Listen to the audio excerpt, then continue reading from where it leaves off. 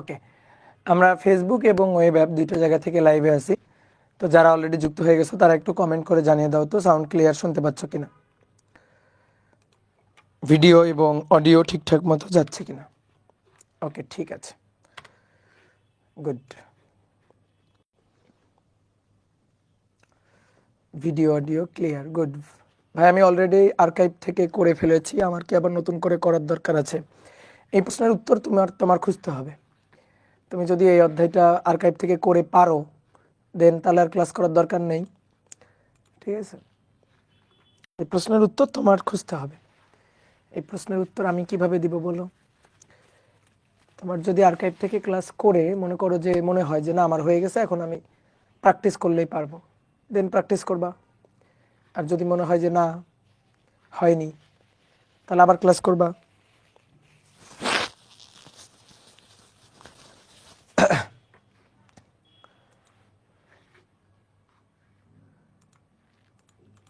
ওকে, তাহলে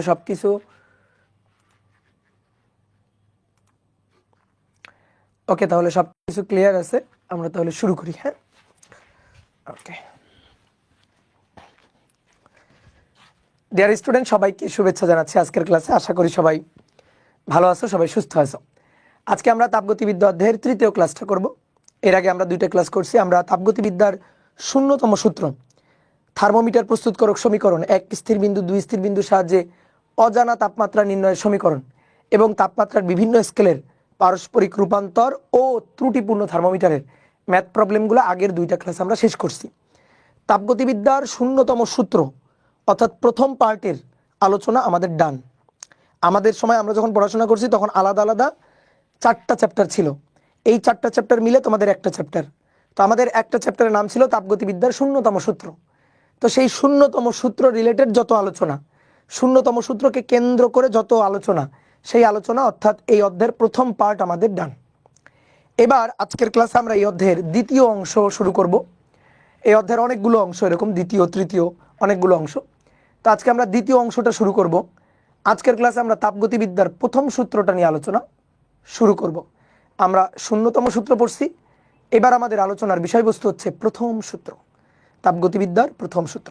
এখন এই প্রথম সূত্রটা বুঝতে গেলে কিছু জিনিস আমাদের আগে থেকে একটু বুঝে নিতে হবে।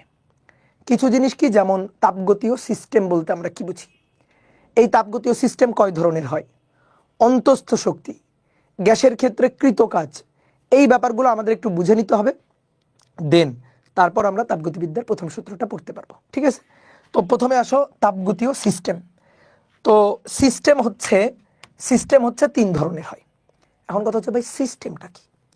সিস্টেম হচ্ছে জড় জগতের যে অংশ আমরা পরীক্ষা নিরীক্ষার জন্য বিবেচনাধীন ধরে নিই, সেটাকেই বলা হয় সিস্টেম। আমরা কোনো একটা পরীক্ষা নিরীক্ষা করব, ধরো এর জন্য আমরা যে ল্যাবে যাব, সেই ল্যাবের পরিবেশ, সেই ল্যাবের তাপমাত্রা, সেই ল্যাবের আপেক্ষিক আর্দ্রতা, সেই ল্যাবের পরিবেশের সব কিছু, এবং যে ইনস্ট্রুমেন্ট দিয়ে আমরা এক্সপেরিমেন্ট করব, যে বস্তুর উপর এক্সপেরিমেন্ট করব, ধরো কোনো একটা গ্যাস বা কোনো একটা লিকুইড, তার উপর আমরা এক্সপেরিমেন্ট করব, যে পাত্রে আমরা এক্সপেরিমেন্ট করব, সব কিছু মিলে মিশে এটাই হচ্ছে একটা সিস্টেম, তাপগতীয়, মানে এটাই হচ্ছে সিস্টেম। এবং এবার তাপগতীয় সিস্টেম কি? তাপগতীয় সিস্টেম হচ্ছে আমরা কোনো বস্তুর, ধরো কোনো কোনো পদার্থের তাপমাত্রার চেঞ্জ করব বা তাপের চেঞ্জ করব, তাহলে ওই পরীক্ষা নিরীক্ষার জন্য আমরা জড় জগতের যে অংশ বিচার বিবেচনাধীন ধরে নিব, সেটাকে আমরা বলবো থার্মোডাইনামিক সিস্টেম বা তাপগতীয় সিস্টেম। এবার এই সিস্টেম হচ্ছে 3 ধরনের তাপগতীয় সিস্টেম। কেমন? ওপেন সিস্টেম মানে উন্মুক্ত, তারপর বদ্ধ সিস্টেম ক্লোজ সিস্টেম, আর একটা হচ্ছে বিচ্ছিন্ন সিস্টেম। এই যে 3 ধরনের সিস্টেম। তো চলো আমরা একটু আলোচনা শুরু করি। কোনো কিছু মুখস্থ করার দরকার নেই, যা আলোচনা করব সেখান থেকে বুঝে বুঝে তুমি পরীক্ষা আসলে লিখতে পারবা। তো প্রথমে আসো সিস্টেম। সিস্টেম কি? কোনো পরীক্ষা নিরীক্ষার জন্য আমরা জড় জগতের যে অংশ বিচার বিবেচনাধীন ধরে নিই, কোনো পরীক্ষা নিরীক্ষার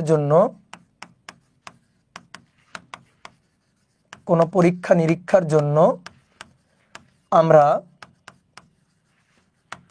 জড় জগতের যে অংশ বিচার বিবেচনাধীন ধরে নিই,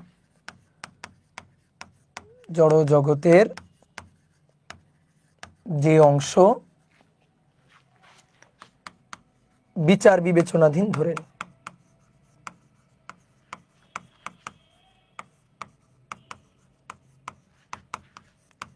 তাকে সিস্টেম বলে। তাকে সিস্টেম বলে। তো এইটা হচ্ছে সিস্টেম, সিস্টেমের সংজ্ঞা। এবার আসো সিস্টেম কয় প্রকার? সিস্টেম হচ্ছে 3 প্রকার। সিস্টেম 3 প্রকার। সিস্টেমকে আমরা 3 ভাগে ভাগ করতে পারি। প্রথমটা হচ্ছে উন্মুক্ত সিস্টেম। উন্মুক্ত সিস্টেম বা ইংরেজিতে বলা হচ্ছে ওপেন সিস্টেম। 2 নম্বরটা হচ্ছে বদ্ধ বা ক্লোজ সিস্টেম, ক্লোজড সিস্টেম। আর একটা হচ্ছে বিচ্ছিন্ন সিস্টেম। বিচ্ছিন্ন সিস্টেম, বিচ্ছিন্ন সিস্টেমকে ইংরেজিতে বলা হয় আইসোলেটেড, আইসোলেটেড সিস্টেম। ওকে, এবার আসো উদাহরণ দিলে তুমি বুঝবা। দেখো, উন্মুক্ত সিস্টেম হচ্ছে সেই সিস্টেম যে সিস্টেমে ভর এবং শক্তি কোনোটাই বিনিময় করা যায় না। সিস্টেমের 2টা উপাদান, একটা হচ্ছে ভর এবং আরেকটা হচ্ছে এনার্জি বা শক্তি। যে সিস্টেম পরিবেশের সাথে ভর এবং শক্তি দুটোই বিনিময় করতে পারে, আমি প্রথমে বলছি মনে হয় না হবে না, উন্মুক্ত সিস্টেম দুটোই বিনিময় করতে পারে। যে সিস্টেম পরিবেশের সাথে ভর এবং শক্তি দুটোই বিনিময় করে তাকে বলা হচ্ছে উন্মুক্ত সিস্টেম। তাহলে কি বললাম? ভর বিনিময় করতে পারে, ভর বিনিময় করে এবং শক্তিও বিনিময় করে, এবং শক্তিও বিনিময় করে, তাকে বলা হচ্ছে উন্মুক্ত সিস্টেম। একটা উদাহরণ দিলে তুমি ব্যাপারটা ভালো করে বুঝতে পারবা। মনে করো তুমি একটা পাত্র নিছো, একটা তাপ পরিবাহী পাত্র। এই যে পাত্রটা, এই পাত্রটা তাপ পরিবাহী, তাপ পরিবাহী। ঢাকনা আছে? ঢাকনা নাই। তাপ পরিবাহী পাত্র নিছো, সেই পাত্রে ধরো কোনো একটা তরল নিলা, পানি নিলা। এবার নিয়ে এটাকে তাপ দিবা। তো চুলায় বসায় তাপ দিচ্ছ, ধরো চুলায় বসায় ধরো তাপ দিচ্ছ। ওকে, তাহলে তাপ দিলে কি হবে? দেখো, তাপ দিলে কি হবে? বাইরে থেকে তাপ শক্তি সরবরাহ করতেছো, তাহলে পানিটা গরম হবে, অর্থাৎ বাইরে থেকে সে তাপ গ্রহণ করতেছে। তাপ কি? এক প্রকার শক্তি। তাহলে পরিবেশ থেকে শক্তি গ্রহণ করতেছে না? তাহলে এই সিস্টেমের মধ্যে শক্তি আমি ইনজেক্ট করতে পারতেছি না, আমি শক্তি দিচ্ছি না সিস্টেমকে, এবং শক্তিটা সে গ্রহণ করতেছে। তাপ হচ্ছে এক ধরনের শক্তি। তাহলে শক্তি পরিবেশের সাথে বিনিময় করতে পারে। শুধু যে সিস্টেম তাপ গ্রহণ করবে এমন না, তাপ বর্জনও করতে পারে, পরিবেশে তাপ ছাড়তেও পারে। ধরো তুমি চুলা থেকে গরম কোনো কিছু, ধরো গরম চা, 1 কাপ চা নামায় রাখছো, একটু পরে কি এটা ঠান্ডা হয়ে যাবে না? ঠান্ডা কিভাবে হলো? পরিবেশে তাপ ছেড়ে দিয়ে ঠান্ডা হয়ে গেছে। তাহলে পরিবেশ কি করছে? তাপ গ্রহণ করে নিছে, অর্থাৎ সিস্টেমটা 1 কাপ চা এটা পরিবেশে তাপ ছেড়ে দিছে। তাহলে পরিবেশের সাথে সে তাপ শক্তির বিনিময় করছে, আদান প্রদান করছে, তাহলে শক্তি বিনিময় করছে। এবার দেখো, এটা কি একটা ওপেন সিস্টেম ছিল না? মানে কোনো ঢাকনা ছিল না। তো ঢাকনা যদি না থাকে, তাহলে তুমি যদি তাপ দাও, তাপ দিলে পানি গরম হবে, এবং পানি গরম হয়ে একটা সময় দেখবা বাষ্প হয়ে উড়ে চলে যাবে, একটা সময় বাষ্প হয়ে উড়ে চলে যাবে, বাষ্প হয়ে উড়ে চলে যাবে। তাহলে পরিবেশের সাথে ভরও বিনিময় করে, ভর বিনিময় করে, পরিবেশের সাথে ভর বিনিময় হয়।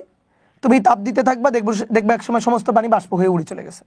তাহলে পরিবেশের সাথে ভরও বিনিময় করছে, আবার শক্তিও বিনিময় করছে। এই যে আমি তাপ শক্তি দিচ্ছি, তাপকে আমরা কিউ দিয়ে লিখি, তাই না? তাহলে এই যে কিউ দিচ্ছি, তাহলে শক্তি বিনিময় করে, পরিবেশের সাথে শক্তিও বিনিময় করছে, শক্তি বিনিময় করছে। তাহলে এই সিস্টেমকে বলা হচ্ছে ওপেন সিস্টেম, যা পরিবেশের সাথে ভর এবং শক্তি উভয় বিনিময় করে। এইবার আসো বদ্ধ সিস্টেম। বদ্ধ সিস্টেম হচ্ছে ভর বিনিময় করতে পারবে না, ভর বিনিময় করে না, কিন্তু ভাইয়া শক্তি বিনিময় করে। দেখো ভালো করে খেয়াল করো, কিন্তু শক্তি বিনিময় করে। ভর বিনিময় করে না কিন্তু শক্তি বিনিময় করে, ইয়েস। আচ্ছা কিভাবে? তুমি কি করবা, এই সিস্টেম ওপেন সিস্টেম একটা ঢাকনা দিয়ে দিবা। যে পাত্রে তুমি পানি গরম করতেছো সেই পাত্রে এবার একটা ঢাকনা দিয়ে দিলা, ধরো একটা প্রেসার কুকার এরকম, ঠিক আছে, ঢাকনা যুক্ত। এই যে ঢাকনা দিয়ে আটকে রাখছো। এবার এর ভিতরে কি আছে? পানি আছে। এইবার তুমি পানিকে গরম করার জন্য বাইরে থেকে তাপ দাও। এই যে বাইরে থেকে চুলায় বসায় তুমি তাপ দিচ্ছ, ওকে, তাপ দিচ্ছ। তাহলে এর ভিতরে পানি আছে, সে পানি তাপ গ্রহণ করতেছে। এই যে তাপ দিচ্ছ, কিউ দিচ্ছ, তাহলে তাপ গ্রহণ করতেছে, অর্থাৎ শক্তি বিনিময় করতেছে, শক্তি বিনিময় হচ্ছে। এবার দেখো পানি গরম হবে, হ্যাঁ পানি বাষ্প হতে পারে, কিন্তু বাষ্প হয়ে উড়ে যাইতে পারবে না, কারণ কি ঢাকনা দেওয়া আছে। তাহলে ভর বিনিময় হওয়ার সুযোগ নেই, যে পানি যে চলে যাবে সে চলে যাওয়ার আর সুযোগ পাচ্ছে না, তাহলে ভর বিনিময় করছে না, ভর বিনিময় হবে না। ঠিক আছে, পানি গিয়ে কি হবে, ওই পাত্রে গিয়ে পানি বাষ্প হয়ে পাত্রে গিয়ে জমবে, জমে আবার টুপটুপ করে নিচে পড়বে। পানি কিন্তু উড়ে যাইতে পারতেছে না, পাত্র ছেড়ে, এই সিস্টেম ছেড়ে বের হয়ে যাওয়ার সুযোগ নেই। তাহলে পরিবেশের সাথে ভর বিনিময় করছে না, কিন্তু পানি যে গরম হচ্ছে, আবার গরম পানি রেখে দিলে যে ঠান্ডা হচ্ছে, তার মানে শক্তি বিনিময় করতে পারতেছে। তাহলে ভর বিনিময় করতে পারে না কিন্তু শক্তি বিনিময় করতে পারে, এটাকে বলা হচ্ছে বদ্ধ সিস্টেম। তাহলে কি বিচ্ছিন্ন সিস্টেমকে আমার তোমাকে বলে দিতে হবে? বলো তো বিচ্ছিন্ন সিস্টেম কি? বিচ্ছিন্ন সিস্টেম হচ্ছে ভর এবং শক্তি কোনোটাই বিনিময় করতে পারবে না। ভরও বিনিময় করতে পারবে না, শক্তিও বিনিময় করতে পারবে না। ভর বিনিময় হবে না এবং শক্তিও বিনিময় হবে না, এবং শক্তিও বিনিময় হবে না। ভরও বিনিময় হবে না, শক্তিও বিনিময় হবে না। বলো তো এবার কি করবা? এবার কি করবা? শক্তি বিনিময় হবে না, অর্থাৎ তুমি তাপ দিবা বাইরে থেকে, কিন্তু সিস্টেমটা তাপ গ্রহণ করবে না। তাহলে পাত্রটা হইতে হবে একটা তাপ কুপরিবাহী পাত্র, তাপ নিরোধক পাত্র। অর্থাৎ বাইরের তাপ ভেতরে যাবে না, ভেতরের তাপ বাইরে যাবে না। থার্মোফ্লাক্স, থার্মোফ্লাক্সে আমরা পানি গরম করার জন্য রাখি না, গরম পানি রেখে দিই, অনেকক্ষণ গরম থাকে, অর্থাৎ ভিতরের তাপ বাইরে আসে না, বাইরের তাপ ভিতরে যাইতে পারবে না। তাহলে এরকম একটা তাপ কুপরিবাহী একটা পাত্র লাগবে। ধরো এই যে পাত্রটা, এই পাত্রটা হচ্ছে একটা তাপ কুপরিবাহী পাত্র, এই পাত্রটা তাপ কুপরিবাহী পাত্র। আচ্ছা আগে যে পাত্রটা ছিল সেটা তাপ সুপরিবাহী না কুপরিবাহী? অবশ্যই সুপরিবাহী, না হলে বাইরের তাপ ভিতরে কিভাবে গেছে, কিভাবে পানিটা গরম হয়েছে? তাহলে এই পাত্রটা ছিল তাপ সুপরিবাহী এবং এটাও ছিল তাপ পরিবাহী, বুঝছো? তাপ পরিবাহী পাত্র। কিন্তু এবার তাপ পরিবাহী হলে হবে না, এবার পাত্রটা হইতে হবে তাপ কুপরিবাহী পাত্র, তাপ কুপরিবাহী পাত্র। এবার তুমি বাইরে থেকে তাপ দিলা, কিন্তু দিলে সে তাপটা সে গ্রহণ করতে পারবে না। বাইরে থেকে ধরো তাপ দেওয়ার চেষ্টা করছো, কিন্তু তাপ দেওয়ার চেষ্টা করলে তো আর হবে না, তাপটা সে নিতে পারবে না। অর্থাৎ তাপের গ্রহণ বর্জন নাই, এই যে কিউ, এই কিউ জিরো আর কি। তাপটা গ্রহণও করবে না, তাপটা আবার বর্জনও করবে না। ভিতরে তুমি যদি গরম পানি রেখে দাও গরমই থাকবে, ঠিক আছে, ভিতরে ঠান্ডা পানি রেখে দিলে ঠান্ডাই থাকবে, অর্থাৎ বাইরের তাপ ভিতরে যাবে না, ভিতরের তাপ বাইরে আসবে না। ওকে, তাহলে শক্তির বিনিময় নেই, বুঝলাম। আচ্ছা তাহলে ভরের বিনিময় হবে না? অবশ্যই ভরেরও বিনিময় হবে না, কারণ অবশ্যই ঢাকনা যুক্ত আছে, এই যে এরকম ঢাকনা যুক্ত আছে, তাহলে ভরও বিনিময় করতে পারবে না। তাহলে ভর বিনিময় হবে না, শক্তি বিনিময় হবে না। ভর বিনিময় না, আবার দেখো শক্তিও বিনিময় হচ্ছে না, শক্তি বিনিময় হচ্ছে না। তাহলে এই সিস্টেমকে বলা হচ্ছে বিচ্ছিন্ন বা আইসোলেটেড সিস্টেম। এই হচ্ছে তিন ধরনের তাপগতীয় সিস্টেম। তাহলে সিস্টেম সম্পর্কে আমরা আইডিয়া পাইছি। তাপগতিবিদ্যার প্রথম সূত্রটা আমরা পড়তে চাই, এটা পড়ার জন্য সিস্টেমটাকে ভালো করে বোঝা লাগবে, কারণ তাপগতিবিদ্যার প্রথম সূত্র কোনো একটা সিস্টেমে সরবরাহকৃত তাপের হিসাবটা কেমন হবে সেই জিনিস সম্পর্কে আমাদের একটা আইডিয়া দিবে। তো এই কারণে আমরা আগে সিস্টেম সম্পর্কে একটা ভালো আইডিয়া নিয়ে নিলাম। ওকে ডান। এবার আমি তোমাদের আরেকটা চিত্র দেখাই, অলরেডি আমি চিত্র এঁকে বুঝাইছি, তো গুগল থেকে একটা চিত্র নিয়ে একটু দেখো, সেই চিত্রটা দেখো, দেখে তুমি আমাকে বলবা কোনটা কোন সিস্টেম। আচ্ছা বলো, দেখো তো বলতে পারো কিনা কোনটা কোন সিস্টেম। দেখো এই যে প্রথমে এটা কেমন সিস্টেম? ওপেন সিস্টেম, ঠিক আছে, এটা উন্মুক্ত সিস্টেম, উন্মুক্ত সিস্টেম। পাত্রটা তাপ পরিবাহী পাত্র, বাইরের তাপ ভিতরে যাইতে পারবে। আবার দেখো খোলা পাত্র, এ দেখো মুখ খোলা, তাহলে ভরও বিনিময় করতে পারবে। মুখ খোলা পাত্র ভর বিনিময় করতে পারবে। কিন্তু এটা দেখো মুখ বদ্ধ, ঠিক আছে, সিপি সংযুক্ত, তাহলে মুখ বদ্ধ পাত্র, তাহলে এটা হচ্ছে ক্লোজ সিস্টেম, কিন্তু তাপ পরিবাহী, বাইরের তাপ ভিতরে যাবে কিন্তু ভর বিনিময় হবে না। এখানে ভর বিনিময় হওয়ার সুযোগ নেই, ভর বিনিময় হবে না। এইবার দেখো এই পাত্রটাকে এই যে একটা তাপ নিরোধক বস্তু দ্বারা মুড়ে দেওয়া আছে, আইসোলেটেড করা আছে, এই যেটা তাপ নিরোধক বা তাপ কুপরিবাহী পাত্র, তাপ কুপরিবাহী এবং আবার ঢাকনাযুক্ত, তাহলে ভরও বিনিময় হবে না, শক্তিও বিনিময় হবে না। তাহলে এইটা হচ্ছে বিচ্ছিন্ন সিস্টেম, বিচ্ছিন্ন সিস্টেম। এই হচ্ছে 3 ধরনের সিস্টেম। বলো বুঝতে পারছো? ওকে, এইবার একটা জিনিস শোনো, প্রকৃতিতে আসলে 100% বিচ্ছিন্ন সিস্টেম হয় না, 100% বিচ্ছিন্ন সিস্টেম হয় না। খুবই ক্ষুদ্র সময় ব্যবধানে, খুবই ক্ষুদ্র সময় ব্যবধানে বদ্ধ সিস্টেম বিচ্ছিন্ন সিস্টেমের মতো কাজ করে, এবং দীর্ঘ সময় ব্যবধানে বিচ্ছিন্ন সিস্টেম বদ্ধ সিস্টেমের মতো কাজ করে। কিভাবে? তোমার একটা উদাহরণ দিই। ধরো একটা পানির পট, আমার এখানে একটা ছিল, আচ্ছা সেটা মনে হয় নিচে নিয়ে গেছি আমি, ঠিক আছে। ধরো একটা পানির পট, এই যে থার্মোফ্লাক্স যেগুলাতে আমরা গরম পানি রাখি, তো সেরকম একটা পানির পট আছে। তো চিন্তা করো, এটা হচ্ছে একটা থার্মোফ্লাক্স, তাপ নিরোধক দেওয়াল, এই যে তাপ নিরোধক বা তাপ কুপরিবাহী দেওয়াল দিয়ে এটা তৈরি, এবং এই যে ঢাকনা সংযুক্ত আছে, এর উপরে এই যে ঢাকনাটা সংযুক্ত আছে, এটা তাপ নিরোধক। অনেকক্ষণ ধরে ধরো আমি পানিটাকে গরম রাখতে চাই, এই যে পানি রাখছি, তো এর মধ্যে আমি পানি রাখলাম, পানি রেখে মুখ সিপি আটকে রেখে দিলাম, আমি গরম পানি রাখছিলাম।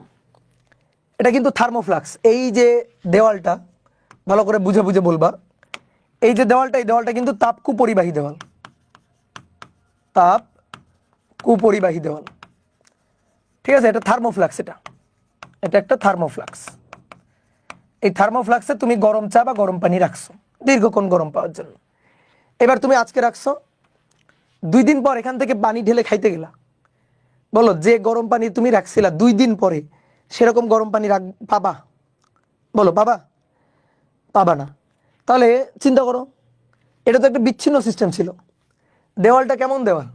তাপ কুপরিবাহী, আবার একটা সিপি সংযুক্ত, অর্থাৎ একটা ঢাকনা সংযুক্ত পাত্র, তাহলে ভরেরও তো বিনিময় হইতে পারবে না, আবার শক্তিরও বিনিময় হতে পারবে না, কারণ তাপ কুপরিবাহী। ভিতরে গরম পানি রাখলে তাপ ছাড়ার সুযোগ নাই, বাইরে তাপ ছাড়ার সুযোগ পাবে না।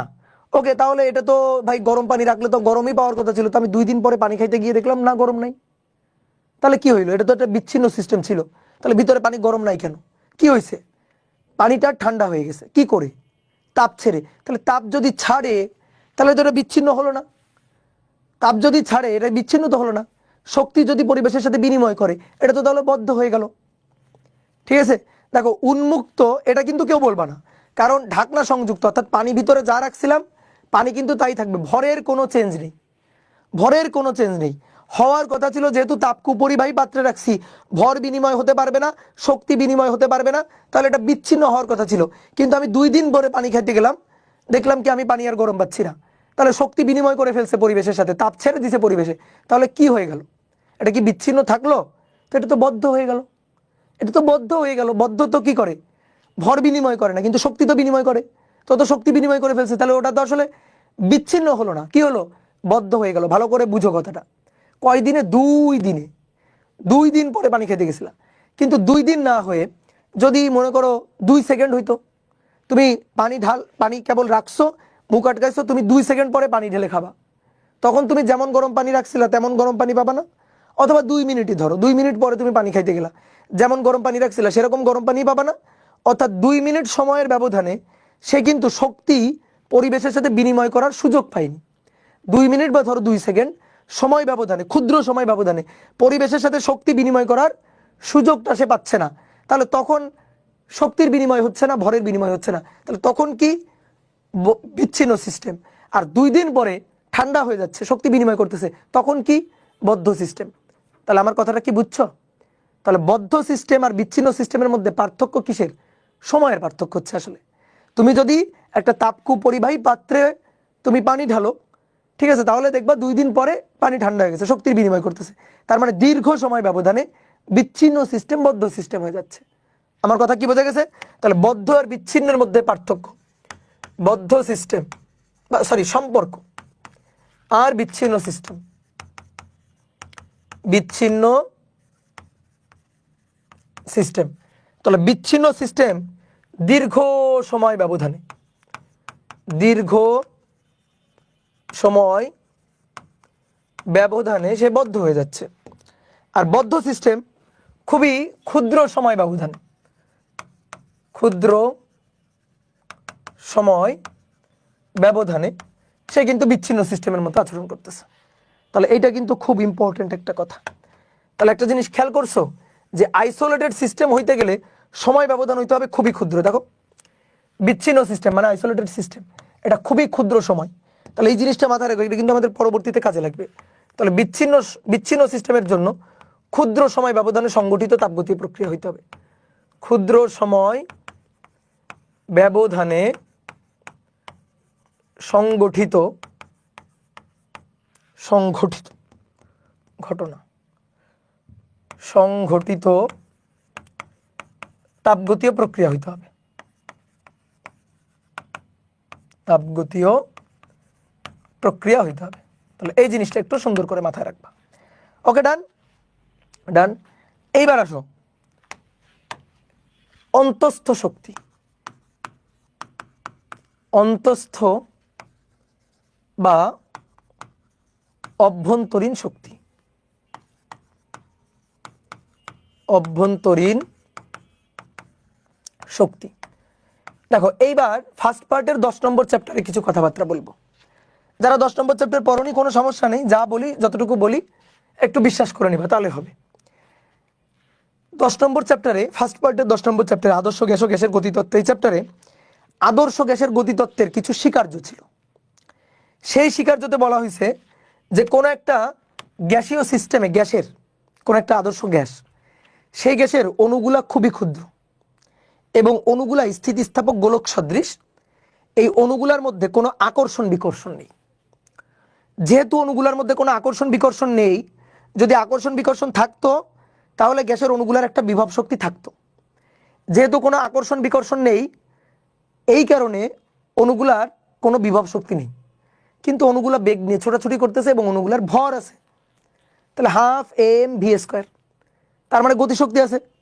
তো কোনো একটা গ্যাসের যে শক্তি, গ্যাসের অভ্যন্তরে যে শক্তি, গ্যাসের শক্তি, এটা বলতে আমরা গ্যাসের গতিশক্তিটাকেই বুঝবো। এই গ্যাসের গতিশক্তিটাই গ্যাসের অভ্যন্তরীণ শক্তি।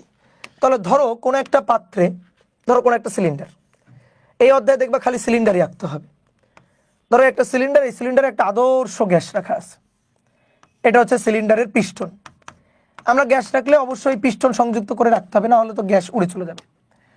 তো কোনো একটা সিলিন্ডারে একটা আবদ্ধ পাত্রে এরকম আদর্শ গ্যাস রাখা আছে। তো এই যে গ্যাসের অণুগুলা, এই অণুগুলা খুবই ক্ষুদ্র স্থিতিস্থাপক গোলক সদৃশ। গ্যাসের অণুগুলো ক্ষুদ্র স্থিতিস্থাপক গোলক সদৃশ, স্থিতিস্থাপক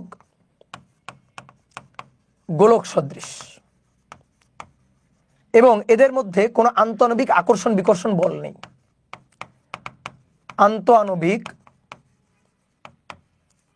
কোনো আকর্ষণ বা বিকর্ষণ বল নেই, বিকর্ষণ বল নেই। যেহেতু আন্তঃআণবিক কোনো আকর্ষণ বিকর্ষণ বল নেই, সেহেতু কোনো বিভব শক্তি নেই, কোনো বিভব শক্তি নেই। কিন্তু গ্যাসের অণুগুলা কিন্তু ছোটাছুটি করতেছে, অক্রম গতিতে গ্যাসের অণুগুলা ছোটাছুটি করতেছে। অণুগুলা কিন্তু স্থির না, অণুগুলা গতিশীল। তো গ্যাসের অণুগুলা যদি ছোটাছুটি করে, গ্যাসের অণুগুলা যদি গতিশীল থাকে, গ্যাসের অণুগুলা যদি গতিশীল থাকে, যেহেতু অণুগুলার ভর আছে এবং তারা ছোটাছুটি করতেছে বেগ নিয়ে, তাহলে গ্যাসের গতিশক্তি আছে। তাহলে গ্যাসের সমস্ত শক্তি গতিশক্তি, গ্যাসের সমস্ত শক্তি গতিশক্তি। গ্যাসের সমস্ত শক্তি গতিশক্তি। এই গতিশক্তির হিসাব নিকাশ আমরা ফার্স্ট পার্টের 10 নম্বর চ্যাপ্টারে করছি। গ্যাসের এই গতিশক্তিকে আমরা ইকে, কাইনেটিক এনার্জি ইকে, এটা দিয়ে লিখতাম ইকে। এই EK equal to F divided by 2 NRT. একটু মনে করে দেখো তো, এফ কি? এফ হচ্ছে ডিগ্রি অফ ফ্রিডম, মানে স্বাধীনতার মাত্রা এফ। এন হচ্ছে গ্যাসের মোল সংখ্যা, টি হচ্ছে তাপমাত্রা, আর তো জানোই মোলার গ্যাস কনস্ট্যান্ট, আর এর মান 8.316 এসআই এককে। আর একটা এককে হচ্ছে 0. লিটার অ্যাটমসফিয়ারিক প্রেশার, এই এককে হচ্ছে 0.0821 মনে হয়, হ্যাঁ। তো এটা হচ্ছে আর এর মান। তো আমরা এসআই একক 8.31টাই ব্যবহার করব। আর এফ হচ্ছে ডিগ্রি অফ ফ্রিডম। তাহলে এটা কোথায় পড়া? এটা কিন্তু ফার্স্ট পার্টে পড়া। তো গ্যাসের গতিতত্ত্বের স্বীকার্য থেকে আমরা পাই, গ্যাসের গতিতত্ত্বের স্বীকার্য এবং হিসাব নিকাশ থেকে, গতিতত্ত্বের হিসাব থেকে আমরা পাই গ্যাসের সমস্ত শক্তি গতিশক্তি। গ্যাসের সমস্ত শক্তি, সমস্ত অভ্যন্তরীণ শক্তি, অভ্যন্তরীণ শক্তি গতিশক্তি, গতিশক্তি। এবং এই গতিশক্তির সূত্র ইকে ইকুয়াল টু কি? F/2 nRT। ঠিক আছে, এইবার এফ হচ্ছে ডিগ্রি অফ ফ্রিডম। একটু পরিচয়গুলো লিখে দিই। F degree of freedom, degree of freedom, অর্থাৎ বাংলায় বললে স্বাধীনতার মাত্রা। ডিগ্রি অফ ফ্রিডম বাংলায় বললে স্বাধীনতার মাত্রা। এন মোল সংখ্যা, এন হচ্ছে মোল সংখ্যা, আর টি হচ্ছে তাপমাত্রা, টি তাপমাত্রা, আর R molar gas constant, molar gas constant. Okay, আর এর মান 8.31। একক কি হবে? একক হবে joule per mole per kelvin. Joule per, দেখো একক কিন্তু মুখস্থ করি নাই। ইকে মানে জুল, আমরা চাই আর এর একক, তাহলে এন এই পাশে যাবে, টি এই পাশে যাবে। এফ এর কোনো একক নেই, এফ হচ্ছে ডিগ্রি অফ ফ্রিডম জাস্ট সংখ্যা। এন এই পাশে যাবে, তাহলে পার মোল পার কেলভিন, তাহলে পার মোল এবং পার কেলভিন। ওকে, তো যারা 10 নম্বর চ্যাপ্টার পড়নি তারা জাস্ট আমাকে বিশ্বাস করবা যে আমি সত্যি কথা বলি, গ্যাসের গতিশক্তির সূত্র হচ্ছে এটা। এবার বাকি সব কিছু চিনো, হয়তো এফ নিয়ে একটু ঝামেলা আছে, আমি বলতেছি এফ কি। এফ হচ্ছে স্বাধীনতার মাত্রা, এফ স্বাধীনতার মাত্রা, স্বাধীনতার মাত্রা এফ।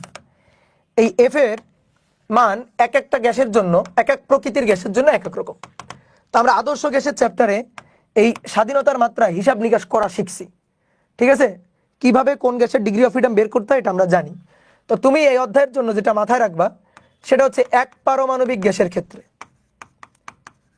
এক পারমাণবিক গ্যাস, এক পারমাণবিক গ্যাস কেমন? হিলিয়াম, নিয়ন, আর্গন, ক্রিপ্টন। ঠিক আছে, এই যে এক পারমাণবিক গ্যাস যেগুলা, এদের ক্ষেত্রে ডিগ্রি অফ ফ্রিডম এফ হচ্ছে 3। ওকে, তারপর দ্বিপারমাণবিক গ্যাস, দ্বিপারমাণবিক গ্যাস, দ্বিপারমাণবিক গ্যাস যেমন oxygen, hydrogen, nitrogen, O2, H2, N2, oxygen, hydrogen, nitrogen. এর জন্য গ্যাসের degree of freedom F equal two হচ্ছে 5। আর বহু পারমাণবিক, বহু পারমাণবিক, বহু পারমাণবিক আসলে এক এক গ্যাসের জন্য ডিগ্রি অফ ফ্রিডম এক এক রকম। তো আমরা ম্যাথ টেথ করার জন্য বহু পারমাণবিক গ্যাসের ঢালাওভাবে ডিগ্রি অফ ফ্রিডম ধরে নিব। ধর বহু পারমাণবিক গ্যাস কোনগুলা? নাইট্রোজেন ডাইঅক্সাইড, তারপরে ওজোন গ্যাস, অ্যামোনিয়া গ্যাস, এরকম বহু পারমাণবিক গ্যাস যাদের অণুগুলো অনেকগুলো পরমাণু দ্বারা গঠিত। তো তাদের ক্ষেত্রে ডিগ্রি অফ ফ্রিডম তুমি এই অধ্যায়ে 6 ধরে হিসাব নিকাশ করবা। কার্বন ডাইঅক্সাইডের ক্ষেত্রে একটু তোমাদের বলে রাখি, এটা অবশ্য আদর্শ গ্যাসের চ্যাপ্টারে তোমাদের মাসুর ভাই অবশ্যই বলছে। কার্বন ডাইঅক্সাইড গ্যাসের আকৃতিটা দ্বিপারমাণবিক গ্যাসের মতো সরল রৈখিক। কার্বন ডাইঅক্সাইড গ্যাসের ডিগ্রি অফ ফ্রিডম কত, এটা নিয়ে বেশ কনফিউশন। তো কনফিউশন তোমাকে দূর করে দিচ্ছি, যদি ম্যাথ ট্যাথ কখনো করতে আসে তাহলে কার্বন ডাইঅক্সাইড গ্যাসের ডিগ্রি অফ ফ্রিডম 6 ধরে, বহু পারমাণবিক গ্যাসের জন্য 6 ধরে হিসাব নিকাশ করবা। এবং তপন স্যারের বইতে 6 ধরে একটা ম্যাথও করা আছে কার্বন ডাইঅক্সাইড গ্যাসের জন্য। তাহলে কার্বন ডাইঅক্সাইড গ্যাসের ক্ষেত্রে ডিগ্রি অফ ফ্রিডম বহু পারমাণবিক গ্যাস 6, এটা ধরে হিসাব নিকাশ করবা যদি রিটেন আসে। এবার যদি এমসিকিউ আসে, দেখো কার্বন ডাইঅক্সাইড গ্যাসের ডিগ্রি অফ ফ্রিডম হিসাব করে আসে 7, বাস্তবে হওয়া উচিত 5, কিন্তু আমরা ম্যাথ করব 6 ধরে। ভাই এটা কি বললেন? হিসাব করে আসে 7, কিন্তু হওয়া উচিত হচ্ছে দ্বিপরমাণু গ্যাসের মতো 5, ঠিক আছে? আর ম্যাথটা যখন আমরা করব তখন 6 ধরে হিসাব নিকাশ করব। এবার তুমি বলতে পারো ভাই বাস্তবে আসলে রিয়েল কোনটা? রিয়েল হচ্ছে 5, কারণ কার্বন ডাইঅক্সাইড গ্যাসের আকৃতিটা সরল রৈখিক দ্বিপরমাণু গ্যাসের অণুর আকৃতির মতোই। আণবিক গঠন যেমন দ্বিপরমাণু গ্যাসের, ঠিক তেমনি কার্বন ডাইঅক্সাইড গ্যাসের আণবিক গঠনটা দ্বিপরমাণু গ্যাসের মতো সরল রৈখিক। এই কারণে দ্বিপরমাণু গ্যাসের ডিগ্রি অফ ফ্রিডম যত হওয়া উচিত কার্বন ডাইঅক্সাইড গ্যাসের ততই আসলে হওয়া উচিত, এবং ওটাই আসলে হিসাব মানে সঠিক। কিন্তু আমরা ম্যাথ করব যখন, তখন 6 ধরেই হিসাব নিকাশটা করব, কারণ কার্বন ডাইঅক্সাইড গ্যাস বহু পারমাণবিক, আমরা ওই বহু পারমাণবিকের কাতারে ওকে ফেলে দিব, দিয়ে তারপর হিসাব নিকাশ করব। যদি এমসিকিউতে আসে তাহলে কি করবা? যদি এমসিকিউতে অপশনে 5 থাকে তাহলে 5 দাগাবা, না হলে 6 দাগাবা। অপশনে 5 থাকলে 5 দাগাবা, অপশনে 5 থাকলে 5 দাগাবা, 5 দাগাবা, আর না থাকলে 6, না থাকলে 6 দাগাবা। এটাই হচ্ছে আসল কথাবার্তা, ঠিক আছে? কার্বন ডাইঅক্সাইড গ্যাস নিয়ে একটু কনফিউশন, তো আমি বলে দিলাম, ঠিক আছে? এইবার আসো গ্যাসের, আমরা পড়তে চাচ্ছিলাম অভ্যন্তরীণ শক্তি। অভ্যন্তরীণ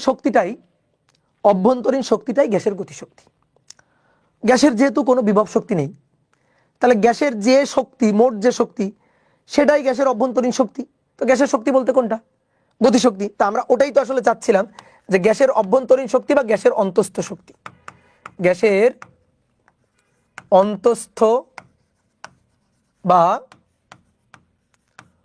অভ্যন্তরীণ শক্তি, অভ্যন্তরীণ শক্তি। তো কোনো একটা আদর্শ গ্যাস, এই যে ধরো একটা পাত্র, সিলিন্ডার সংযুক্ত একটা পাত্রে আদর্শ গ্যাস রাখা আছে। গ্যাসের অণুগুলা স্থির না, অণুগুলার 3 ধরনের গতি আছে। অণুগুলার রৈখিক গতি আছে ভি, রৈখিক গতি ভি আছে, ঘূর্ণন গতি ওমেগা আছে, আবার আর একটা কম্পন গতিও আছে। কম্পন গতি এরকম সংকোচন প্রসারণ, কম্পন গতি, কম্পন, এটাও আছে। তাহলে 3 ধরনের গতি আছে, রৈখিক গতি, ঘূর্ণন গতি, কম্পন গতি। তাহলে কোনো একটি গ্যাসের অণুগুলোর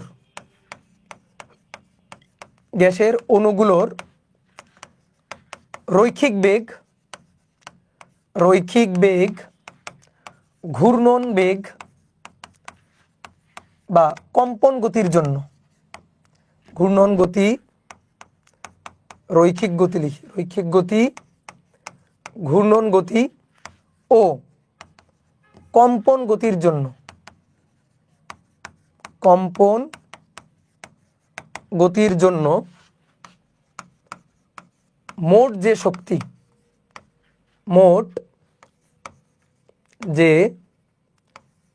শক্তি তাকে গ্যাসের অন্তস্থ শক্তি বলে।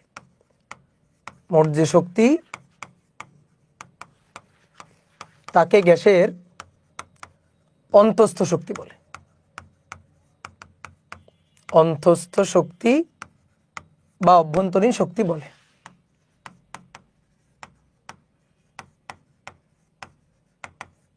অভ্যন্তরীণ শক্তি বলে। ওকে, এই যে অভ্যন্তরীণ শক্তি, এই অভ্যন্তরীণ শক্তির সূত্র কি হবে? সূত্র তো অলরেডি পেয়ে গেছি। গ্যাসের অণুর অভ্যন্তরীণ শক্তিকে ইউ দিয়ে প্রকাশ করা হয়, অন্তস্থ শক্তিকে কি দিয়ে? ইউ দিয়ে। এই ইউ মানে ই কে, অন্তস্থ শক্তিকে ইউ দিয়ে প্রকাশ করা হয়। তাহলে অন্তস্থ শক্তিটা কি? অন্তস্থ শক্তিটা ইউ, সেটাই আসলে গ্যাসের গতিশক্তি ই কে। কেন? কারণ গ্যাসের অন্তস্থ শক্তি ইউ হবে গতিশক্তি প্লাস বিভব শক্তি। তো আদর্শ গ্যাসের বিভব শক্তি কত? 0, কোনো বিভব শক্তি নেই। তাহলে মোট শক্তি কি? মোট শক্তি গতিশক্তি, এবং এই গতিশক্তির জন্যই গ্যাসের অভ্যন্তরীণ শক্তি। তাহলে অভ্যন্তরীণ শক্তি U equal to E K, আর E K equal to F/2 nRT। তাহলে ই কে কাইনেটিক এনার্জি, গ্যাসের কাইনেটিক এনার্জি গতিশক্তি যা, অভ্যন্তরীণ শক্তি আসলে তাই, এবং সূত্র একই। এইবার তুমি আমাকে বলো তো কোনো গ্যাসের অভ্যন্তরীণ শক্তি আসলে কার উপর ডিপেন্ড করে? এফ তো ডিগ্রি অফ ফ্রিডম, যেমন দ্বিপরমাণু গ্যাস হলে এফ এর মান বসবে 5, এক পরমাণু গ্যাস হলে এফ এর মান বসবে 3। এন তো মোল সংখ্যা, আর তো মোলার গ্যাস কনস্ট্যান্ট। তাহলে গ্যাসের অভ্যন্তরীণ শক্তিটা কার উপর নির্ভর করে? টেম্পারেচারের উপর। খুবই ইম্পর্ট্যান্ট একটা কথা, কোটি টাকা দামের কথা। তাপমাত্রা চেঞ্জ করলেই অভ্যন্তরীণ শক্তি চেঞ্জ হবে।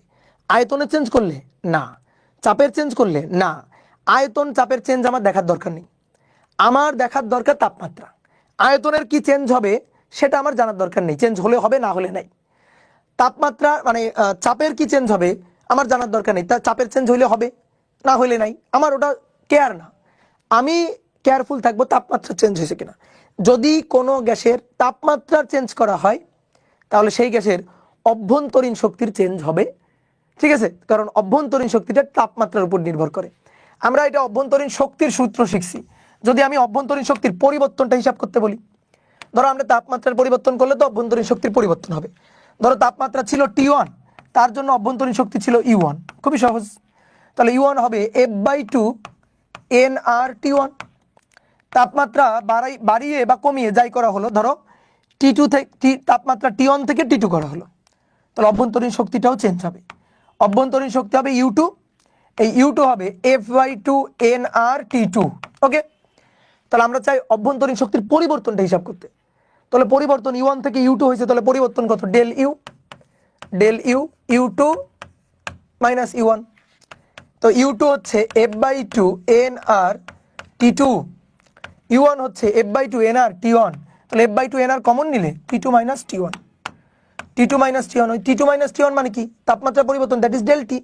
তাহলে এটা F/2 nR ডেল টি। তাহলে del U equal to F/2 nR del T. আমি যদি পরিবর্তনটা, তাপমাত্রার পরিবর্তনটা ধরো এটা খুবই ক্ষুদ্রাতি ক্ষুদ্র পরিবর্তন ডিটি চিন্তা করি, ডিটি, ওকে, তাহলে কোনো সমস্যা নেই। তাপমাত্রার পরিবর্তন যদি খুবই ক্ষুদ্র পরিবর্তন ডিটি হয়, তাহলে তার জন্য অন্তঃস্থ শক্তির পরিবর্তনও খুবই ক্ষুদ্র অন্তঃস্থ শক্তির পরিবর্তন ডিইউ হবে। এই যে ডিফারেন্সিয়াল ফরম্যাটে যদি লিখি এই সূত্রটাকে, এই যে dU equal to F/2 nR dT, এটাকে আমি অন্য একটা ভাবেও আনতে পারি। দেখো কিভাবে, ইউ ইকুয়াল টু কি সূত্র, ইউ ইকুয়াল টু কি F/2 nRT। বলো ইউটা চেঞ্জ হবে কার চেঞ্জ হলে? টেম্পারেচারে চেঞ্জ হলে। কেন? F/2 nR কনস্ট্যান্ট, টি চেঞ্জ করবো ইউ চেঞ্জ হবে, টি চেঞ্জ করবো ইউ চেঞ্জ হবে। আচ্ছা তাহলে আমরা দেখি তো ইউ এর চেঞ্জের রেটটা বের করার চেষ্টা করি। তাহলে ইউ এর চেঞ্জটা কার রেসপেক্টে হবে? টি এর রেসপেক্টে, তাপমাত্রার রেসপেক্টে। তাহলে ডিইউ বাই ডিটি। আসো একে টি এর সাপেক্ষে ডিফারেন্সিয়েট করব।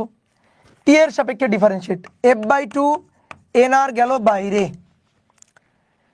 টি কে টি এর সাপেক্ষে করলে 1, F/2 nR কনস্ট্যান্ট বাইরে, টি কে টি এর সাপেক্ষে করলে 1। তাহলে dU by dT F/2 nR into 1। তাহলে অতএব ডিইউ ইকুয়াল টু কত? ডিইউ ইকুয়াল টু দেখো F/2 nR DT, F/2 nR DT.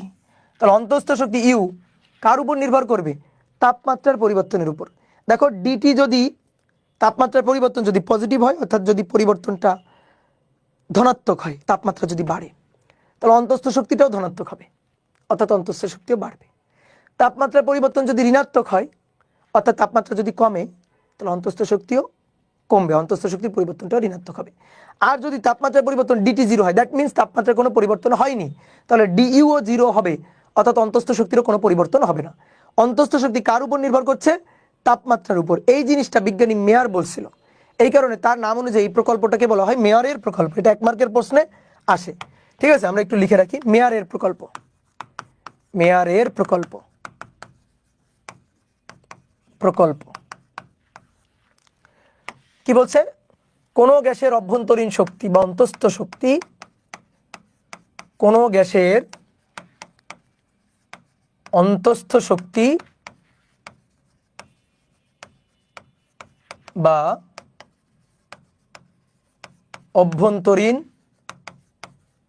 শক্তি তাপমাত্রার উপর নির্ভরশীল, তাপমাত্রার উপর নির্ভরশীল, নির্ভরশীল, চাপ বা আয়তনের উপর নির্ভরশীল নয়। এটাই হচ্ছে মেয়ারের প্রকল্প। তাহলে U equal to F/2 nRT তো ইউ সমানুপাতিক টি, ওকে, ইউ সমানুপাতিক টি, আর DU equal to f/2 nr dt, DU equal to f/2 nr dt, dt positive, তাহলে তাপমাত্রা বাড়বে, তাপমাত্রা বাড়লে অন্তঃস্থ শক্তি ডিইউ হবে পজিটিভ, অর্থাৎ অন্তঃস্থ শক্তি বাড়বে, অন্তঃস্থ শক্তি বাড়বে, ওকে। তারপরে ডিটি নেগেটিভ, তাহলে তাপমাত্রা হ্রাস পেলে, তাপমাত্রা কমলে ডিইউ হবে নেগেটিভ, অর্থাৎ অন্তঃস্থ শক্তি হ্রাস পাবে, অন্তঃস্থ শক্তি হ্রাস পাবে, ওকে। আর তাপমাত্রার কোনো পরিবর্তন না হলে অন্তঃস্থ শক্তির কোনো পরিবর্তন হবে না। তাহলে এই জিনিসটা সুন্দর করে মাথায় রাখবা, ওকে। এইবার আসো কৃত কাজ, কৃত কাজ, ঠিক আছে। আমরা কোনো একটা তাপগতীয় গ্যাসীয় সিস্টেমের জন্য কৃত কাজের হিসাব নিকাশটা করতে চাই। কোনো একটা তাপগতীয় সিস্টেম, ধরো একটা সিলিন্ডার, এই সিলিন্ডারে একটা আদর্শ গ্যাস রাখা আছে, ভালো করে বুঝবা। এই সিলিন্ডারে একটা আদর্শ গ্যাস রাখা আছে, এটা হচ্ছে পিস্টনটা,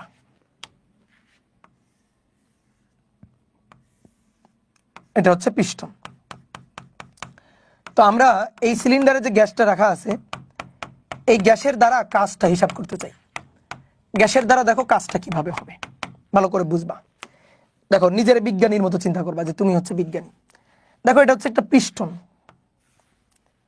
এই যে এটা হচ্ছে একটা পিস্টন। তুমি এই সিলিন্ডারটাকে, আদর্শ গ্যাস ভর্তি সিলিন্ডারটাকে চুলার উপরে নিয়ে বসাইছো, নিয়ে তাপ দিচ্ছ। বলো তো তাপ দিলে তুমি কি দেখতে পারবা? তাপ দিলে দেখবা কিছুক্ষণ পরে এই পিস্টনটা আস্তে আস্তে আস্তে আস্তে আস্তে আস্তে উপরের দিকে উঠছে। বলো, কমন সেন্স তো এটাই বলে। এই সিলিন্ডারটাকে নিয়ে চুলার উপরে বসায় তাপ দিচ্ছ, গরম করতেছো, তাহলে ভেতরে গ্যাসের অণুগুলা উত্তপ্ত হবে। গ্যাসের অণুগুলা তো এমনি ছোটাছুটি করতেছে, তারপর যদি আরও তাপ দেওয়া হয় আরও বেশি ছোটাছুটি করবে। তো ছোটাছুটি করলে ভিতরে প্রেশার বাড়তে থাকবে। তো তখন কি হবে? তখন এই যে উপরের যে পিস্টনটা আছে, এই পিস্টনটাকে ধাক্কা দেওয়া শুরু করবে। এই পিস্টনটাকে এইভাবে গ্যাসের অণুগুলা ধাক্কা দিতে থাকবে। অনেকে বলতে পারে, ভাই ধাক্কা কি এই দেওয়ালে দিবে না, এই দেওয়ালে দিবে না? দিবে, কিন্তু এই দেওয়াল তো সরতে পারে না, এই দেওয়াল তো আর সরতে পারবে না, নিচের দেওয়াল তো আর সরতে পারবে না। উপরের দেওয়ালটা মুভেবল দেওয়াল, মানে পিস্টন, ওটা মুভ করতে পারে। তাহলে যখনই উপরের দেওয়ালে অর্থাৎ পিস্টনের উপর এফ বল প্রয়োগ করবে, যখন এরকম বল প্রয়োগ করবে, তখন দেখবা পিস্টন না আস্তে আস্তে আস্তে আস্তে সরে যাচ্ছে। তো মনে করো পিস্টনের খুবই একটা ক্ষুদ্র সরণ হইল, খুবই ক্ষুদ্র একটা সরণ হইলো। দুইটা পিস্টন ভাববা না, আগের পিস্টন এটা, সেই পিস্টনটাই একটু ধরো সরে গেছে। এফ পরিমাণ বল প্রযুক্ত হওয়ার কারণে পিস্টনটা ধরো একটু সরে গেছে। এটা পিস্টনের নতুন অবস্থানটা, আগে পিস্টনটা ছিল, এটা পিস্টনের নতুন অবস্থান, পিস্টনটা একটু সরে গেছে। তো পিস্টনটা যদি সরে যায়, দেখো বল প্রযুক্ত হয়েছে, ফলে পিস্টন আগের অবস্থান থেকে এইটুকু সরে গেছে। এই যে এইটুকু ক্ষুদ্র সরণ, এটাকে আমি বললাম ডিএক্স, এক্স পরিমাণ সরণ হয়েছে, ডিএক্স পরিমাণ সরণ হয়েছে। তাহলে তুমি এবার বলো, গ্যাস বল প্রয়োগ করে পিস্টনটাকে ধাক্কা দিয়ে উপরের দিকে উঠাই দিছে না? তাহলে গ্যাস বল প্রয়োগ করে পিস্টনটাকে সরাইছে, গ্যাসের দ্বারা বল প্রযুক্ত হয়েছে, বলের কারণে পিস্টনটা সরে গেছে। তো বল এবং বলের দিকে যদি সরণ হয়, তাহলে বল গুণ বলের দিকে সরণের উপাংশের গুণফলিত কাজ। তাহলে দেখো এই যে ভিতরে যে গ্যাসটা ছিল, সেই গ্যাসের দ্বারা কাজ হয়েছে না? তুমি কিন্তু পিস্টনটাকে ধাক্কা দিয়ে উপরে উঠাও নাই, তুমি চুলায় বসায় খালি তাপ দিচ্ছ। তো চুলায় বসায় তাপ দিলে গ্যাসটা গরম হয়েছে, গরম হওয়ার পরে ভিতরে প্রেশার বাড়লে একটা সময় ধাক্কা দিছে উপরে। তো ধাক্কা দিলে এফ বল প্রযুক্ত করে ধাক্কা দিছে, ধাক্কা দিলে এক্স পরিমাণ ডিএক্স পরিমাণ খুবই ক্ষুদ্র সরণ হয়েছে। তো এই সরণের জন্য অবশ্যই গ্যাসের দ্বারা কাজ হবে। আমরা সেই কৃত কাজটা হিসাব করতে চাই। তাহলে গ্যাসের দ্বারা কৃত কাজ, গ্যাসের দ্বারা ক্ষুদ্র ডিএক্স সরণে, ক্ষুদ্র ডিএক্স সরণে কৃত কাজ, গ্যাসের দ্বারা কৃত কাজটা হিসাব করব। যেহেতু খুবই ক্ষুদ্র ডিএক্স সরণ, এই ডিএক্স সরণে ক্ষুদ্র কৃত কাজ ডিডাব্লিউ, একেবারে এক্সাক্ট সূত্রটা আমরা লিখব। প্রযুক্ত বল এফ, বলের দিকে সরণের উপাংশ ডিএক্স, বলের দিকে সরণের উপাংশ ডিএক্স, বলের দিকে সরণের উপাংশ ডিএক্স। তাহলে বলের মান সরণের মান বলের দিকে সরণ, বল যেদিকে সরণ সেদিকে, মধ্যবর্তী কোণ cos 0। ওকে, তাহলে এইটা হচ্ছে কৃত কাজ, কি দাঁড়াইলো এফ ডিএক্স দাঁড়াইলো, cos 0 মানে 1। এবার শোনো, গ্যাসের ক্ষেত্রে যদি কাজ হয় তাহলে কৃত কাজকে আর আমরা এফ ডিএক্স দিয়ে লিখবো না, কি লিখবো তাহলে পিডিভি লিখবো।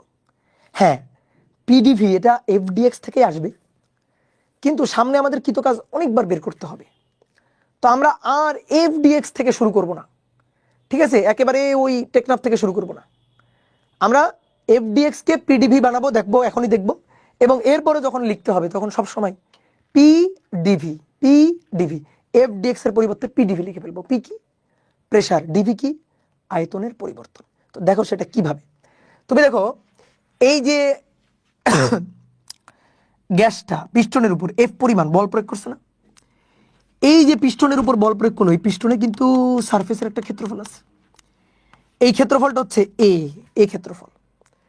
তাহলে এফ পরিমাণ বল প্রযুক্ত হয়েছে এ ক্ষেত্রফলে, এফ পরিমাণ বল প্রযুক্ত হয়েছে এ ক্ষেত্রফলে, এফ পরিমাণ বল প্রযুক্ত হয়েছে, এফ পরিমাণ বল প্রযুক্ত হয়েছে এ ক্ষেত্রফলে, তাই না, লম্বভাবে বল প্রযুক্ত হয়েছে।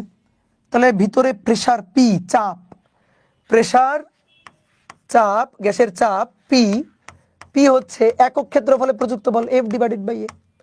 দেখো পিস্টনের ক্ষেত্রফল এ ক্ষেত্রফলে প্রযুক্ত বল এফ, তাহলে একক ক্ষেত্রফলে প্রযুক্ত বল F by A, that is pressure P. তাহলে আমি F equal to P A এটা তো লিখতে পারি। ওকে, তাহলে এফ এর জায়গায় লিখি তো পি ইন্টু এ ইন্টু আবার ডিএক্স।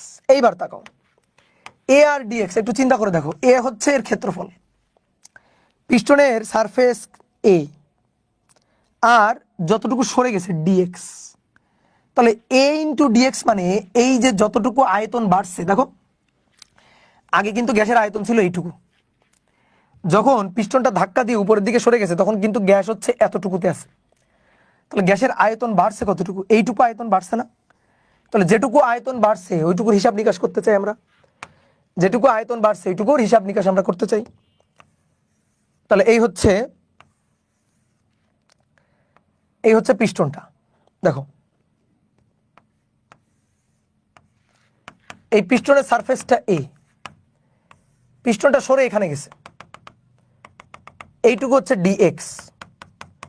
তাহলে এই যে আয়তনটুকু গ্যাসের যে আয়তনটুকু বাড়লো, দেখো এই যে গ্যাসের আয়তনটুকু বাড়লো, এই আয়তনই তো ক্ষেত্রফল গুণ পুরুত্ব এ ইন্টু ডিএক্স, তাহলে সেটাই তো আয়তনের পরিবর্তন রে ভাই, তাহলে খুবই ক্ষুদ্র আয়তনের পরিবর্তন, যেহেতু ডিএক্স খুবই ক্ষুদ্র সরণ, খুবই ক্ষুদ্র কিন্তু, তাহলে খুবই ক্ষুদ্র সরণ ডিএক্স এর জন্য ক্ষুদ্র আয়তনের পরিবর্তন ডিভি, আর আয়তনের পরিবর্তন ডিভি হচ্ছে এ ইন্টু ডিএক্স, এ ইন্টু পুরুত্ব, তাহলে এ ইন্টু ডিএক্স মানে আয়তনের পরিবর্তন ডিভি, তাহলে কি দাঁড়াইলো পি ডিভি, কি পি ডিভি, এটা কি খুবই ক্ষুদ্রকৃত কাজ। এইবার আমি যদি টোটাল কৃত কাজ চাই কি করতে হবে, এটা তো খুবই ক্ষুদ্রকৃত কাজ, আমি যদি টোটাল কৃত কাজ চাই তাহলে কি করতে হবে বলো, আমি যদি টোটাল কৃত কাজ চাই তাহলে কি করতে হবে, ইন্টিগ্রেশন করতে হবে। কেন ইন্টিগ্রেশন করতে হবে, দেখো পিডিভি পাইছি আমরা, ভালো করে বোঝো, কৃত কাজের সূত্র কি পাইছি পিডিভি, অনেকে বলতো ভাই আমি পি এর মান এখানে বসাবো, ডিভি এর মান এখানে বসাই দিব। আচ্ছা তুমি বলো তো, কাজ হিসাব করছিলাম আমরা কাজ ক্ষমতা শক্তি অধ্যায়, কিন্তু এই যে এই অধ্যায় শুরু করার আগেই শেষ করে আসছি, বলো তো কৃত কাজ আমরা কয় ধরনের ক্ষেত্রে বের করছিলাম, কয় ধরনের বলের ক্ষেত্রে, 2 ধরনের বল, মনে পড়ে, কৃত কাজ 2 ধরনের বলের ক্ষেত্রে আমরা বের করছিলাম। একটা ছিল মানে কৃত কাজের এই সূত্র কিন্তু অলওয়েজ ডিডব্লিউ ইকুয়াল টু এফ ডিএক্স, ঠিক আছে, এটা কিন্তু সবসময়। এইবার যদি ধ্রুব বল হয়, যদি ধ্রুব বল দ্বারা কাজ হয় তাহলে সেই ক্ষেত্রে কৃত কাজ W equal to F into del S বা এফ ইন্টু এস আমরা লিখতে পারি। কেন, কারণ ক্ষেত্রফল কৃত কাজ, দেখো গ্রাফে ক্ষেত্রফল কৃত কাজ, এখানে ধরো সরণ নিলাম এক্স, এখানে প্রযুক্ত বল এফ। ধ্রুব বল যদি হয়, ধ্রুব বল কেমন, এই যে ধ্রুব বল, বলের মান সরণের সাথে বাড়বেও না কমবেও না, তাহলে ধ্রুব বল এফ, এটা এফ, তো তার জন্য এক্স ইনিশিয়াল থেকে এক্স ফাইনাল সরণ ঘটলো, তাহলে এটা কি, এটা ডেল এক্স না, ডেল এক্স বা এক্স সরণ, তাহলে কৃত কাজ এফ ইন্টু ডেল এক্স, দেখো এই ক্ষেত্রফলটাই কৃত কাজ কি ছিল তো, তাহলে এই ক্ষেত্রে কৃত কাজকে আমরা কি বলতে পারি, W equal to F into del x, integration লাগছে না ধ্রুব বল হলে। কিন্তু পরিবর্তনশীল বল হলে, যদি পরিবর্তনশীল বল দ্বারা কাজ হিসাব করতাম, পরিবর্তনশীল বল, পরিবর্তনশীল বল দ্বারা কাজ, পরিবর্তনশীল বল কেমন হইতো? বলটা সরণের সাথে চেঞ্জ হইতো।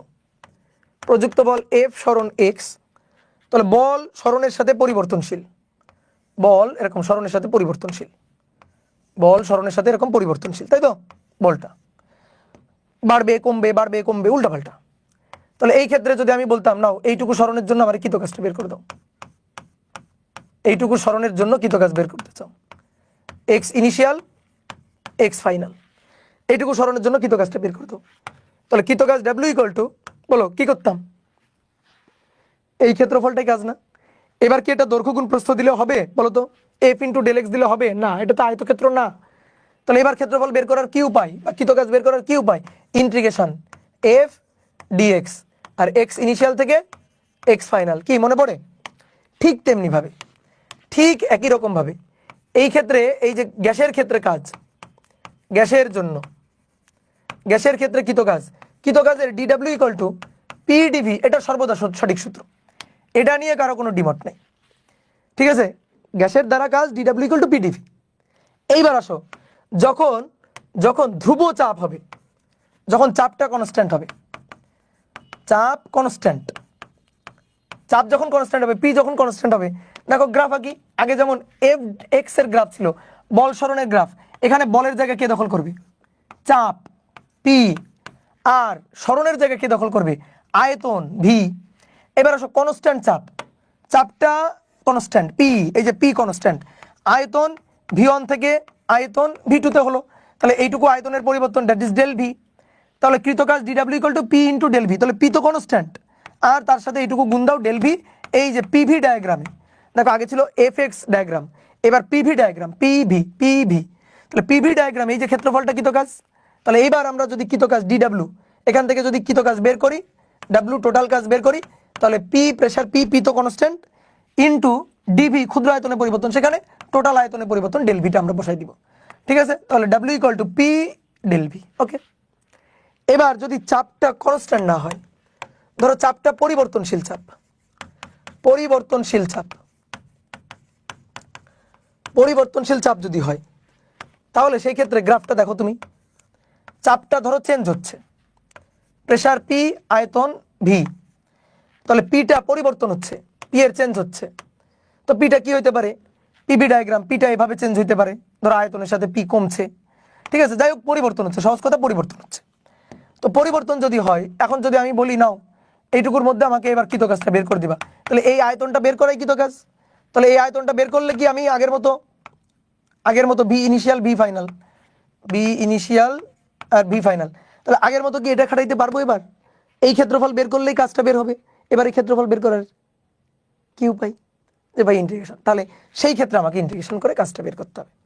তাহলে কৃতকাজের সূত্র এখানে হবে W equal to integration of P dV, dV আয়তনের সাপেক্ষে, তাহলে ভি ইনিশিয়াল থেকে ভি ফাইনাল, ইন্টিগ্রেশন করে ফেলবো, ইন্টিগ্রেশন করলে কৃতকাজটা বের হয়ে চলে আসবে। বুঝতে পেরেছ?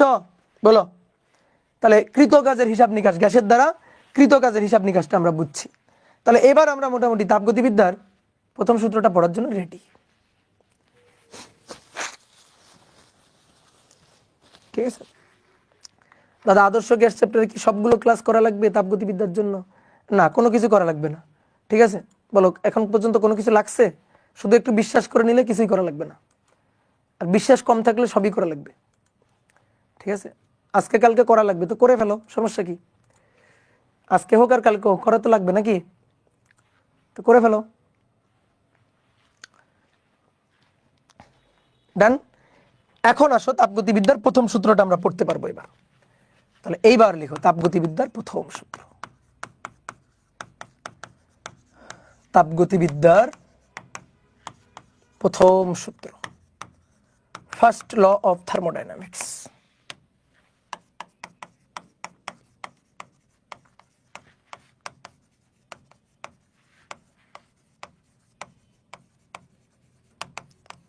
First law of thermodynamics. দেখো তাপগতিবিদ্যার প্রথম সূত্রে বিবৃতি দুইজন বিজ্ঞানী প্রদান করছে। প্রথমজন জুল এবং পরের জন হচ্ছে ক্লসিয়াস। তো প্রথমে আসো জুলের বিবৃতি। জুলের বিবৃতি দেখো, কোনো একটা সিস্টেমে সরবরাহকৃত তাপশক্তি সেটা কিভাবে খরচ হবে সেই হিসাব নিকাশটা আমরা করব হচ্ছে তাপগতিবিদ্যার প্রথম সূত্র থেকে। কোনো একটা তাপগতীয় সিস্টেম, তাতে আমি তাপশক্তি সরবরাহ করলাম, সেই তাপশক্তিটা কিভাবে খরচ হবে। আমরা তো জানি শক্তির সৃষ্টি বা ধ্বংস নেই, শুধু এক অবস্থা থেকে আরেক অবস্থায় রূপান্তরিত হয়। তো আমরা দেখতে চাচ্ছি যে তাপশক্তিটা সেটাকে অন্য অবস্থায় যখন রূপান্তর করব, অন্য কোনো শক্তিতে রূপান্তর করব, এই শক্তির রূপান্তরটা কেমন হবে এটাই আমরা দেখতে চাই, বা কিভাবে হবে। তো এই জিনিসটাই আমাদের তাপগতিবিদ্যার প্রথম সূত্রটা বলবে। তোমাকে আমি একটা উদাহরণ দিয়ে দেখাই। মনে করো যে তুমি যেহেতু 9-10-এ তড়িৎ পড়ে আসছো, তা আমরা তড়িতের একটা উদাহরণ দেখাই। একটা বৈদ্যুতিক হিটার চিন্তা করো। হিটার, অনেক সময় হিটার দিয়ে তুমি পানি গরম করো না, বা চাটা বানাও না, তো সেরকম একটা বৈদ্যুতিক হিটার আছে। তো আমি একটা বৈদ্যুতিক হিটারের সাহায্যে ধরো আমি পানি গরম করব। তো এই একটা পাত্র নিলাম, এই পাত্রে পানি নেওয়া হইল। আমরা একটা বৈদ্যুতিক হিটারের সাহায্যে চাই এই পাত্রের পানিটা গরম করতে। তো এই হচ্ছে বৈদ্যুতিক হিটারটা, এই যে হিটারের রোধ, হিটারটাকে এই যে পানির মধ্যে নিমজ্জিত করা হয়েছে। দিয়ে এবার এই বর্তনীতে তো তড়িৎ সাপ্লাই দিতে হবে। তো দিয়ে এই যে একটা ব্যাটারি, ঠিক আছে, ব্যাটারি, ধর একটা সুইচ, তারপর একটা পরিবর্তনশীল রোধও দিতে পারি। দিয়ে আমরা মোটামুটি একটা বর্তনী কমপ্লিট করে সুইচটা অন করে দিলাম। অন করে দিলে কি হবে, ব্যাটারি এটা পজিটিভ টার্মিনাল, এটা নেগেটিভ টার্মিনাল। তাহলে প্লাস থেকে এভাবে কারেন্ট যাবে, এভাবে তড়িৎ প্রবাহ হবে, এভাবে তড়িৎ প্রবাহ হবে।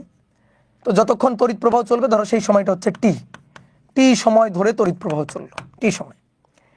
এই যে হিটারের যে রোধের মান আর, এর মধ্য দিয়ে প্রবাহিত তড়িৎ প্রবাহ আই। কিছুক্ষণ পরে তুমি দেখবা পানি গরম হয়ে গেছে। তো পানি গরম হয়েছে মানে কি, তাপ পাইছে, তাপ শক্তি। পানি গরম হয়েছে মানে পানি তাপ শক্তি পাইছে। কথা হচ্ছে কি, এই তাপ শক্তিটা সে পাইলো কোত্থেকে? তড়িৎ শক্তি থেকে। তড়িৎ শক্তি তাপ শক্তিতে কনভার্ট হয়েছে কিভাবে? আমি এই যে সাপ্লাই দিছিলাম ব্যাটারি, তো সুইচ যখন অন করে দিয়েছি তখন এই বর্তনীতে তড়িৎ প্রবাহিত হয়েছে। আর তড়িৎ প্রবাহ হলে এই যে রোধ, এই রোধের অ্যাক্রসে তড়িৎ শক্তিটা খরচ হয়েছে। রোধের অ্যাক্রসে, রোধের মধ্য দিয়ে যখন আই পরিমাণ তড়িৎ প্রবাহ হবে, রোধের মান কত, আর। তো তুমি এগুলো কিন্তু জানো যে রোধের অ্যাক্রসে ব্যয়িত তড়িৎ শক্তি, রোধে, এগুলো কিন্তু 9-10-এ পড়া, রোধে ব্যয়িত তড়িৎ শক্তি। বিদ্যুৎ বিল হিসাব নিকাশে ম্যাথ করছো না, তো সেখানে কিন্তু তুমি দেখছো যে রোধে ব্যয়িত তড়িৎ শক্তি, ধরো ডাব্লিউ দিয়ে লিখলাম। এই তড়িৎ শক্তিটা, এই W equal to I square R into T. আরও অনেকগুলো সূত্র আছে, আমি এটা লিখলাম I square R into T, ঠিক আছে। তো এটা হচ্ছে ব্যয়িত তড়িৎ শক্তি। এই তড়িৎ শক্তিটাই কনভার্ট হয়েছে কিসে, তাপ শক্তিতে। এই যে তড়িৎ শক্তিটা, এই তড়িৎ শক্তিটা হচ্ছে পানির গৃহীত তাপ শক্তি, পানির গৃহীত তাপ শক্তি। পানি যে তাপ শক্তিটা গ্রহণ করছে সেই গৃহীত তাপ শক্তি হচ্ছে কিউ। আর সেই কিউ ইকুয়াল টু ধরো m s delta theta, Q equal to m s delta theta. পানির ভর কত, এম এস কি, আপেক্ষিক তাপ, ডেল থেটা মানে পানির তাপমাত্রা আগে কত ছিল পরে কত হয়েছে, অর্থাৎ তাপমাত্রার পরিবর্তন। তো এই পানির গৃহীত তাপ শক্তিটা এটা কোত্থেকে আসছে, তড়িৎ শক্তিকে। তাহলে আমরা তড়িৎ শক্তিকে তাপ শক্তিতে কনভার্ট করছি, তড়িৎ শক্তিকে তাপ শক্তিতে কনভার্ট করছি। তো আমি যদি 10 জুল তড়িৎ শক্তি খরচ করি, চিন্তা করো, আমি যদি 10 জুল তড়িৎ শক্তি খরচ করি এবং সেই শক্তির যদি কোনোভাবে কোনো লস টস না হয়, তাহলে ওই 10 জুল তড়িৎ শক্তিটাই তাপ শক্তিতে রূপান্তরিত হবে। তড়িৎ শক্তি তাপ শক্তিতে রূপান্তরিত হবে। আমি যদি 10 জুল তড়িৎ শক্তি খরচ করি, সেই 10 জুল তড়িৎ শক্তিটাই হিট এনার্জিতে কনভার্ট হবে, তাপ শক্তিতে রূপান্তরিত হবে। তাপগতিবিদ্যার প্রথম সূত্র এটাই, যে তুমি যদি তাপ শক্তিকে অন্য কোনো শক্তিতে অথবা অন্য কোনো শক্তিকে তাপ শক্তিতে রূপান্তরিত করো, তাহলে এরা পরস্পরের সমানুপাতিক হবে। যত বেশি তুমি তাপ শক্তি এখানে খরচ করবা, তত বেশি তড়িৎ শক্তি পাওয়া যাবে। যত তড়িৎ শক্তি খরচ করবা, তত বেশি তাপ শক্তি পাওয়া যাবে, মানে ভাইস ভার্সা। তাপ শক্তিকে কাজে বা যান্ত্রিক শক্তিতে অথবা যান্ত্রিক শক্তিকে তাপ শক্তিতে রূপান্তরিত করলে এরা পরস্পরের সমানুপাতিক হবে। অনেকে বলতে পারে, ভাই এরা পরস্পরের সমানুপাতিক কেন? সমান হবে তো, সমান হবে তো, ইয়েস সমান হবে। কিন্তু বিজ্ঞানী জুল কি বলছে, সমানুপাতিক বলছে। কেন বলছে আসো আমরা দেখতেছি। আসলে কি মনে হয় সমান হওয়ার কথা না? ভালো করে বোঝো, তুমি নিজেকে চিন্তা করো, তুমি হচ্ছে জুলের চেয়েও বড় বিজ্ঞানী। আমি যদি এখানে তড়িৎ শক্তি খরচ করি 10 জুল, 10 জুল তড়িৎ শক্তি খরচ করি, যে তড়িৎ শক্তি 10 জুল, W = 10 জুল, তাহলে সেই তড়িৎ শক্তি তাপ শক্তিতে কনভার্ট হবে। তো তড়িৎ শক্তি যদি 10 জুল খরচ হয়, তাপ শক্তি কিউও হবে 10 জুল। সমানুপাতিক কেন রে ভাই? সমান হবে। হ্যাঁ তাই তো হওয়া উচিত, কিন্তু জুল বলছে সমানুপাতিক হবে। তাহলে আমরা জুলের বিবৃতিটাকে একটু লিখি দেখি। তাপ শক্তিকে কাজে বা যান্ত্রিক শক্তিতে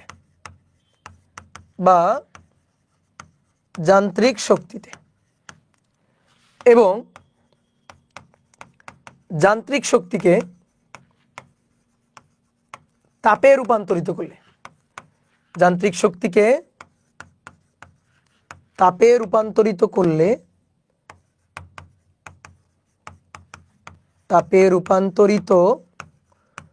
করলে এরা পরস্পরের সমানুপাতিক হবে। কি হবে? এরা পরস্পরের সমানুপাতিক হবে। ওকে, গুড, ভালো কথা। তাহলে ধরো কৃত কাজ বা যান্ত্রিক শক্তি হচ্ছে ডাব্লিউ, যান্ত্রিক এই যে কাজে বা যান্ত্রিক শক্তিতে, দ্যাট ইজ ডাব্লিউ। আর তাপ শক্তি ধরো কিউ, তাহলে কিউকে ডাব্লিউতে, ডাব্লিউকে কিউতে রূপান্তরিত করলে এরা পরস্পরের সমানুপাতিক হবে। ঠিক আছে, এরা পরস্পরের সমানুপাতিক হবে। তাহলে আসো সূত্র লিখি। জুলের বিবৃতি বলছে সমানুপাতিক, কিন্তু আমাদের মনে হচ্ছে আরে সমান হওয়া উচিত, কিন্তু জুল তো বলছে সমানুপাতিক। তো জুলের কথাটা অনুযায়ী আমরা একটু লিখি, জুলের যে কথাটা এটা আমরা একটু লিখি। তাহলে ডাব্লিউ সমানুপাতিক কিউ। আবার কোন বইতে কিউকে হিট এনার্জি এইচ দিয়েও লিখছে। ওকে, তাহলে অর ডাব্লিউ সমানুপাতিক এইচ। এবার দেখো সমানুপাতিক চিহ্ন উঠাই দিয়ে একটা ধ্রুবক দিতে হবে না? সমানুপাতিক চিহ্ন উঠাই দিয়ে একটা ধ্রুবক দিতে হবে না? সমানুপাতিক চিহ্ন উঠাই দিলাম, দিয়ে একটা ধ্রুবক দিব। এই ধ্রুবকটা হচ্ছে জে। এই ধ্রুবকটা কি? ধ্রুবকটা হচ্ছে জে। জে হচ্ছে ধ্রুবক। এই জেকে বলা হচ্ছে তাপের যান্ত্রিক তুল্যাঙ্ক বা জুলের ধ্রুবক। তাপের যান্ত্রিক তুল্যাঙ্ক বা জুল কনস্ট্যান্ট, জুলের ধ্রুবক। ঠিক আছে, এই জে এর মান কত? জে এর মান হচ্ছে 4.2। জে এর মান হচ্ছে 4.2 joule per calorie. Joule per calorie, এটা হচ্ছে জে এর মান। তাহলে এখান থেকে আমরা এই যে W = জে কিউ পাইলাম। প্রশ্ন হচ্ছে যে জে এর মান কেন এটা হলো, প্রশ্ন হচ্ছে জে এর মান কেন এটা হলো, এবং আরেকটা জিনিস হচ্ছে সমানুপাতিক কেন দরকার ছিল? সমান দিয়ে লিখতাম, W = কিউ, এটাই লিখতাম। ওকে, শোনো, এবার শোনো, খুব ভালো করে মনোযোগ দিয়ে শোনো। এই যে জুলের বিবৃতি থেকে, জুলের বিবৃতি বইয়ের কথাবার্তা আমি লিখছি সুন্দর করে। এবারে জুলের বিবৃতি থেকে আমরা সূত্র পাইলাম। দেখো, ডাব্লিউ সমানুপাতিক কিউ, কোনো সমস্যা নেই। তুমি সমানুপাতিক চিহ্ন উঠাই দিয়ে ধ্রুবক 1 দিবা, কোনো সমস্যা নেই। ডাব্লিউ সমানুপাতিক কিউ, সমানুপাতিক চিহ্ন উঠাই দিয়ে ভাই ধ্রুবক দিব 1, ডাব্লিউ = কিউ। এস, কোনো সমস্যা নেই। তো ব্যাপারটা হচ্ছে শোনো, জুল যখন এই সূত্রটা দেয় তখন যান্ত্রিক শক্তি বা কাজের একক ছিল জুল, কিন্তু তাপের একক ছিল ক্যালোরি। তাপের একক কি ছিল? ক্যালোরি। তাপের প্রচলিত একক, বহুল প্রচলিত একক ছিল ক্যালোরি। তাহলে একটা জিনিস খেয়াল করে দেখো, যে সমানুপাতিক চিহ্ন বলে কিন্তু জুল ঠিকই বলছে, কারণ তাপকে এই যে কিউ, একে বোঝানো হচ্ছে ক্যালোরি এককে, আর তাপ যান্ত্রিক শক্তি বা কাজকে ডাব্লিউকে, এটাকে বোঝানো হচ্ছে জুল এককে। জুল এককে, ভালো করে বুঝো। তাহলে কি আমি সমান চিহ্ন লিখতে পারি? বলো, তুমি বলো। তাপ কোন এককে বোঝানো হচ্ছে? তখন যদি বলা হইতো তাপ, যে কি পরিমাণ তাপ, তখন বলতো, মানুষ বলতো এই যে 10 ক্যালোরি, 20 ক্যালোরি, 50 ক্যালোরি, ক্যালোরি দিয়ে বলতো। ক্যালোরি এককে তাপকে ডিফাইন করা হইতো। তাহলে তাপ হচ্ছে ক্যালোরি এককে, আর কাজ বা যান্ত্রিক শক্তি হচ্ছে জুল এককে। তাহলে আমি যদি বলি ডাব্লিউ = কিউ, এটা কি তুমি মানবা? কোনোদিন মিটার = সেন্টিমিটার হয়? বলো, মিটার = সেন্টিমিটার হয় না, মিটার = সেন্টিমিটার হয় না। তাহলে আমি যদি ধরো 1 মিটার 1 মিটার সমান সমান 100 সেন্টিমিটার তো না, এটা তো ভুল। 100 সেন্টিমিটার তো না, এটা তো ভুল, তাই না? তাহলে আমি যদি 1 মিটার সমান সমান 100 সেন্টিমিটার, এটা আসলে 1 মিটার সমান সমান কত হবে এটা যদি লিখতে চাই, মানে 100 সেন্টিমিটারকে যদি আমি মিটারে কনভার্ট করতে চাই, তাহলে কি করতে হয় বলো তো? 100কে 10⁻²2 দিয়ে গুণ দিতে হয় না? তাহলে আমি মিটার বলতে পারবো না? মানে 100 সেন্টিমিটার এটাকে যদি আমি মিটার দিয়ে লিখতে চাই, তাহলে 100 সেন্টিমিটার সমান সমান কি 100 মিটার আমি লিখতে পারবো? ভালো করে বোঝো, আরেকবার বলছি। 100 সেন্টিমিটার এটা সমান সমান কি আমি 1 মিটার লিখতে পারবো? না, এই 1 মিটার লিখলে তো ভুল হবে। তাহলে 100 সেন্টিমিটার এটাকে যদি আমি মিটারে লিখতে চাই, তাহলে কত মিটার লিখবো? 100 লিখবো? 100 মিটার লিখবো? বলো। সরি, 100 সেন্টিমিটার সমান সমান 100 সেন্টিমিটার সমান সমান 100 মিটার, এটা কি লেখা কি আমার ঠিক হবে? বলো, এটা তো লেখা ঠিক হবে না। কিন্তু আমি ধরো 100 সেন্টিমিটার সমান সমান মিটার লিখতে চাই, তাহলে আমার কি করতে হবে? আমার কি করতে হবে? যে মানটা আছে তাকে 10⁻² দিয়ে গুণ করতে হবে, দেন আমি লিখতে পারবো। তাহলে কি করা লাগতেছে? একটা সংখ্যা দিয়ে গুণ করা লাগতেছে না? ভালো করে বোঝো, একটা সংখ্যা দিয়ে কি গুণ করা লাগতেছে না? এই যে সংখ্যাটি দিয়ে গুণ করা লাগতেছে এটাই তো ধ্রুবক।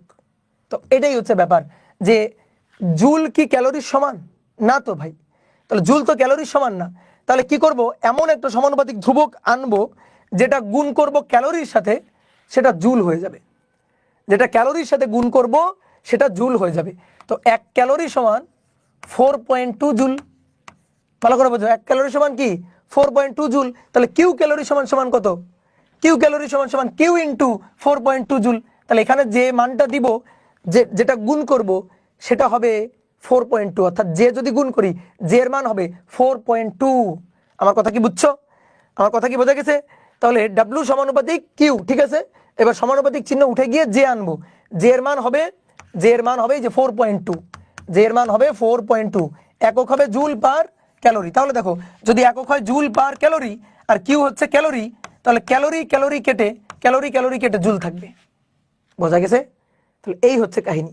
এখন তুমি যদি ম্যাথ করার সময় কখনো কিউ কে জুল এককে নাও, আবার ডাব্লিউ কে জুল এককে নাও, তাহলে তো তোমার আর তো এখানে যে দিয়ে গুণ করা লাগতেছে না, 4.2 দিয়ে গুণ করা লাগতেছে না, জুল সমান সমান তো জুল। তাহলে ভালো করে বোঝো, এবার সুন্দর করে বোঝো। 10 ক্যালোরি তাপকে যদি আমি কাজে রূপান্তরিত করি, তাহলে কাজ ডাব্লিউ সমানুপাতিক কিউ, ঠিক আছে। তখন সমানুপাতিক চিহ্ন উঠে গিয়ে 10 ক্যালোরি, কিন্তু কিউ কিন্তু ক্যালোরি এককে, তাহলে ক্যালোরি এককে যখন, তখন যে গুণ দিয়ে ক্যালোরির সাথে যে গুণ দিয়ে আমি জুল বানাই ফেলবো। কিন্তু আমি বললাম যে ডাব্লিউ সমানুপাতিক কিউ হচ্ছে 10 জুল।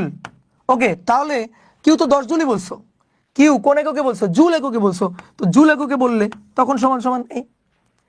তো এই কাহিনীটা খুব ভালো করে বুঝিও, বুঝতে পারছো? এই কাহিনীটা খুব ভালো করে মাথার মধ্যে ঢুকাই ওই কাহিনীটা।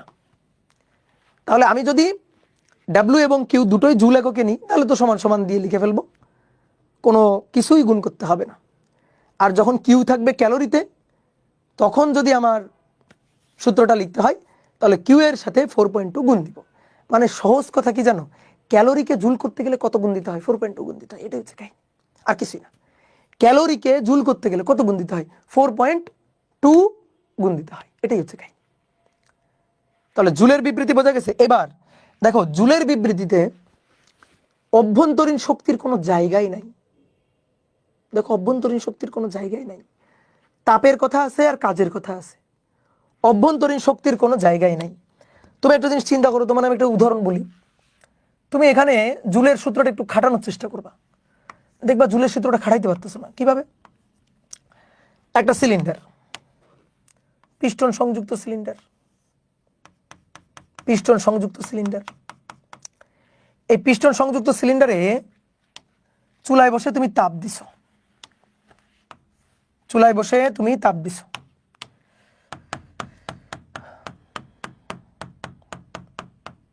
দেখো, চুলায় বসে তাপ দেওয়া হয়েছে কিউ 10 জুল। 10 জুল তাপ দেওয়ার পরে এই যে গ্যাসটা গরম হবে, গ্যাসটা উত্তপ্ত হবে। তো গ্যাসটা উত্তপ্ত হওয়ার পরে আস্তে আস্তে এই পিস্টনটাকে না ঠেলা শুরু করবে। তখন পিস্টনটা উপরের দিকে উঠবে। পিস্টনটা মনে করো উপরের দিকে এখানে আসলো, পিস্টনটা উপরের দিকে এখানে এসে পৌঁছাইলো। তাহলে দেখো আগে ছিল এটুকু আয়তন V1, এখন পিস্টন এখানে সরে আয়তন বেড়ে হলো V2, তাহলে আয়তন এটুকু বাড়লো, দ্যাট ইজ ডেল ভি বা ডিভি বা ডেল ভি যেটাই হোক, আয়তন বাড়লো। অবশ্যই ভিতর থেকে গ্যাস ধাক্কা দিছে, বল প্রযুক্ত করছে, প্রযুক্ত বল এফ। তাহলে তার জন্য কিন্তু একটা কাজ হয়েছে, তার জন্য কিন্তু একটা কৃত কাজ হয়েছে, কৃত কাজ W equal to P dV, ঠিক আছে, ডিডাব্লিউ ইকুয়াল টু পি ডিভি, একটা কাজ হয়েছে। এই যে কৃত কাজটা, তুমি কতটুকু তাপ শক্তি দিছিলা?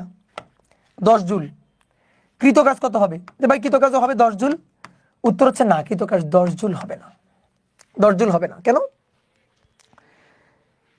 কারণ তুমি তাপ দিছো 10 জুল, গ্যাস উত্তপ্ত হয়েছে না, গ্যাসটা গরম হয়েছে না, গ্যাসটার আগে তাপমাত্রা ছিল 20 ডিগ্রি সেলসিয়াস। তুমি তাপশক্তি সরবরাহ করার কারণে, চুলায় বসায় তাপশক্তি সরবরাহ করার কারণে গ্যাসের ভিতরে উত্তপ্ত হয়েছে, উত্তপ্ত হয়ে হয়েছে 40 ডিগ্রি সেলসিয়াস। তাহলে তাপমাত্রা বাড়লো না? তো আমরা তো একটু আগে দেখছি তাপমাত্রা বাড়লে গ্যাসের অভ্যন্তরীণ শক্তি বাড়ে। তাহলে গ্যাস যদি উত্তপ্ত হয়, অভ্যন্তরীণ শক্তি বাড়ে, তাহলে অভ্যন্তরীণ শক্তির জন্য কিছু খরচ হয়েছে না? তাহলে তুমি দিছো কত? 10 জুল। শক্তির তো সৃষ্টি বা ধ্বংস নেই, তাই না? শক্তি তো টুপ করে আকাশ থেকে পড়বে না। শক্তির ব্যাপারটা কি হবে? শক্তি সংরক্ষণশীল। আমি 10 জুল তাপ শক্তি দিছি, পুরো 10 জুল কাজ হবে না, কারণ গ্যাসটা উত্তপ্ত হবে। তো গ্যাসটা উত্তপ্ত হলে গ্যাসের অন্তঃস্থ শক্তি বাড়বে, তাহলে ওখানেও তো আমার কিছু শক্তি খরচ হবে। তাহলে 10 জুল যদি তাপ দেওয়া হয়, তাহলে দেখা যাবে ধরো 4 জুল গ্যাসের অন্তঃস্থ শক্তি পরিবর্তনে খরচ হয়েছে, অন্তঃস্থ শক্তি বাড়ছে। তাহলে বাকি থাকলো কয় জুল? বাকি থাকলো 6 জুল। তাহলে কৃত কাজ 10 জুল না, কৃত কাজ হবে 6 জুল। বুঝছো? তাহলে দেখো তো জুলের বিবৃতি, জুল কি বলে? জুলের বিবৃতি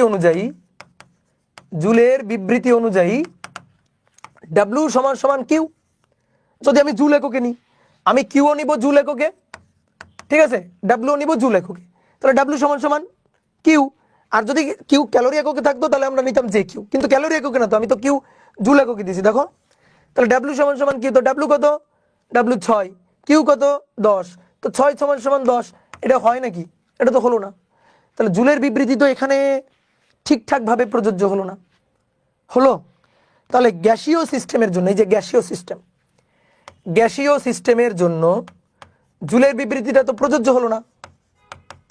গ্যাসীয় সিস্টেমের জন্য জুলের বিবৃতি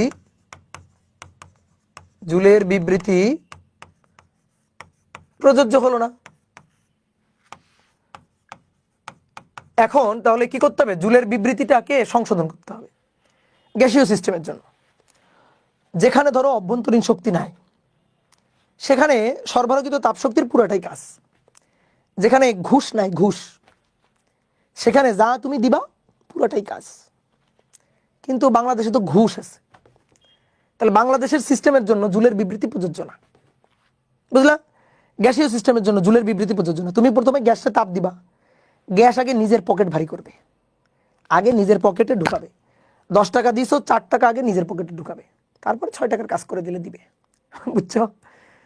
তাহলে এই ক্ষেত্রে তো গ্যাসীয় সিস্টেমের ক্ষেত্রে তো জুলের বিবৃতি প্রযোজ্য করা যাচ্ছে না, কারণ জুলের বিবৃতি অভ্যন্তরীণ শক্তি নিয়ে কোনো কথা বলে না। জুলের বিবৃতি থেকে অভ্যন্তরীণ শক্তির ধারণা পাওয়া যায় না। জুলের বিবৃতিতে অন্তঃস্থ শক্তির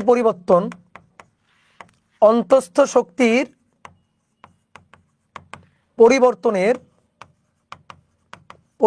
এই যে অন্তঃস্থ শক্তি যে বাড়লো 4 জুল, এটার তো কোনো কথাবার্তা নেই। তো অন্তঃস্থ শক্তি পরিবর্তনের কথা নাই, কথার উল্লেখ নাই। ঠিক আছে? তাহলে জুলের বিবৃতিটা তো আমরা তাহলে এই তাপগতীয় সিস্টেমের জন্য খাটাইতে পারবো না। তো কি করতে হবে? তাহলে জুলের বিবৃতি হবে না। এই কারণে বিজ্ঞানী ক্লসিয়াস সে তাপগতিবিদ্যার প্রথম সূত্রের একটা নতুন রূপ নিয়ে হাজির হইল। ক্লসিয়াসের নতুন রূপ নিয়ে হাজির হওয়ার দরকার নেই, তুমি একটু হাজির হয়ে যাও তো।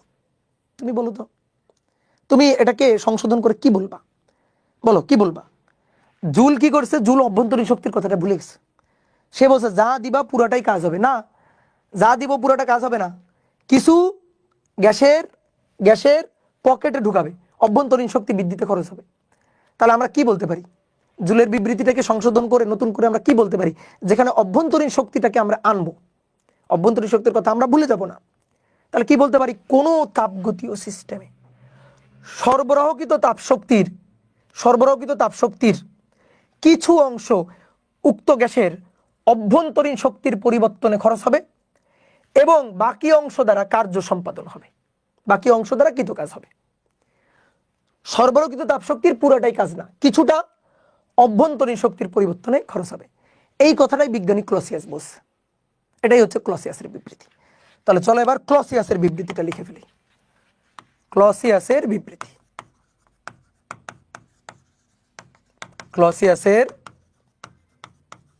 বিবৃতি। ওকে,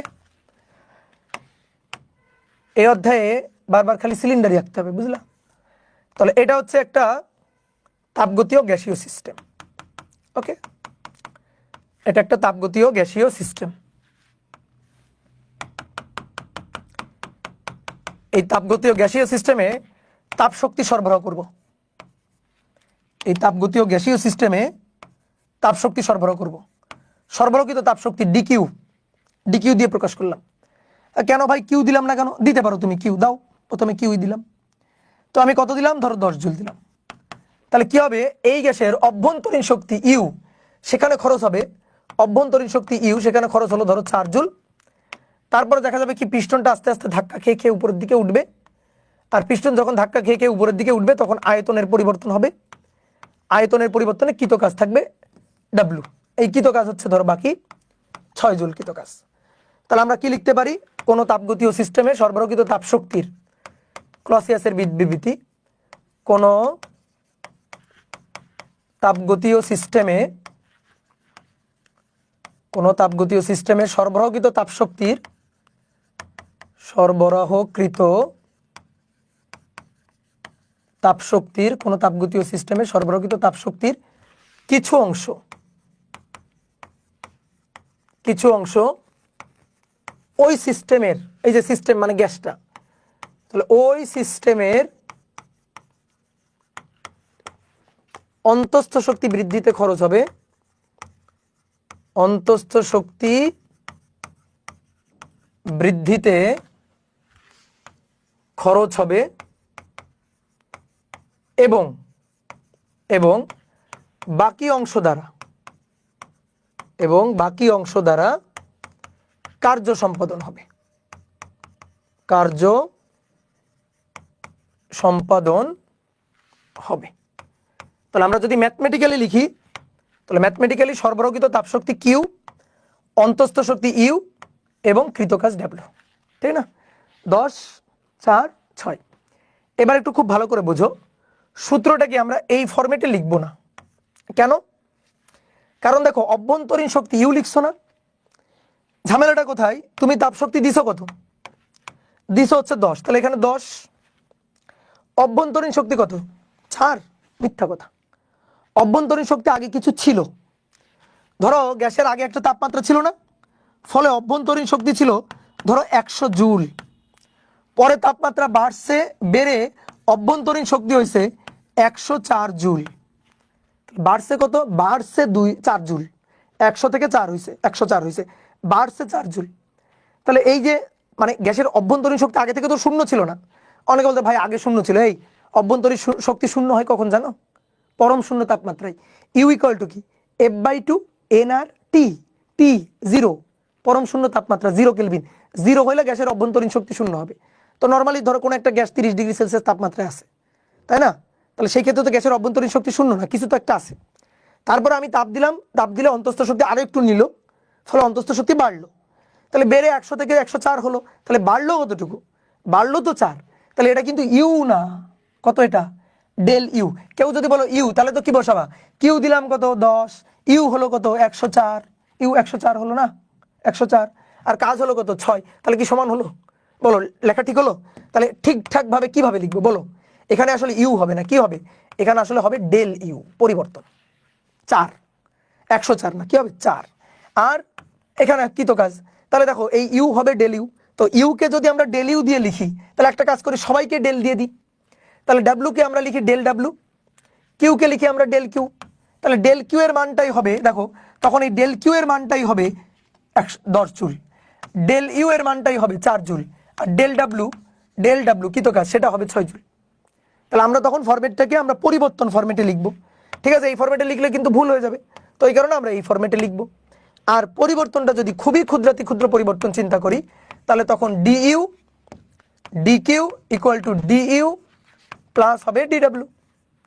বুঝতে পারছো? এটাই তাপগতিবিদ্যার প্রথম সূত্রের ক্লসিয়াসের রূপ। এবং আমরা এই অধ্যায়ে যেহেতু তাপগতীয় সিস্টেম, তাপগতীয় গ্যাসীয় সিস্টেম নিয়ে আলোচনা করব বিশেষ করে, এই কারণে আমরা এই সূত্রটাকেই আমরা সবসময় খাটানোর চেষ্টা করব। জুলের বিবৃতিও ভুলে যাও, আর লাগবে না জুলের বিবৃতি। ঠিক আছে, জুল এই অভ্যন্তরীণ শক্তির কথাটা ভুলে গেছিল, তা আমরা অভ্যন্তরীণ শক্তিটাকে অবশ্যই ভুলে যাব না। অভ্যন্তরীণ শক্তি সহ সূত্রটা আমরা লিখব। তাহলে 10 জুল তাপশক্তি সরবরাহ করলে 4 জুল ধরা গেল অন্তস্থ শক্তি পরিবর্তনে খরচ হলো, আর বাকিটুকু দ্বারা কার্য সম্পাদন হলো। অন্তস্থ শক্তি বাড়বে সবসময় যে তাই না, অন্তস্থ শক্তি কমতেও পারে। আবার আমি যে তাপশক্তি সরবরাহ করবো এমনটা না, ইভেন এই সিস্টেম তাপশক্তি পরিবেশেও ছাড়তে পারে, অর্থাৎ তাপসে হারাতে পারে। আমি চুলায় বসায় গরম করলাম, কেন গরম জিনিস ঠান্ডা করব সেটাও হইতে পারে। তাহলে তাপ গ্রহণ হতে পারে, তাপ বর্জন হতে পারে। গ্রহণ হইলে ডিকিউ হবে পজিটিভ, আর যদি বর্জন করে তাহলে হবে নেগেটিভ। তো কখন পজিটিভ হবে কখন নেগেটিভ হবে সেরকম একটা ছক আমরা তৈরি করব। ঠিক আছে, খুবই ইম্পর্টেন্ট একটা জিনিস, আমরা একটা ছক তৈরি করব যে কখন কোনটা পজিটিভ এবং কখন কোনটা নেগেটিভ হবে।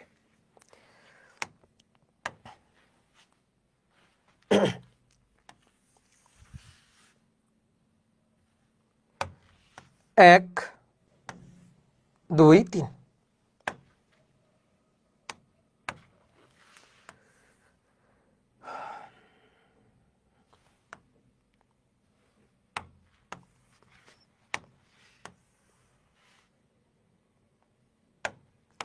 দেখো, ডিকিউ ডিইউ ডিডাব্লিউ,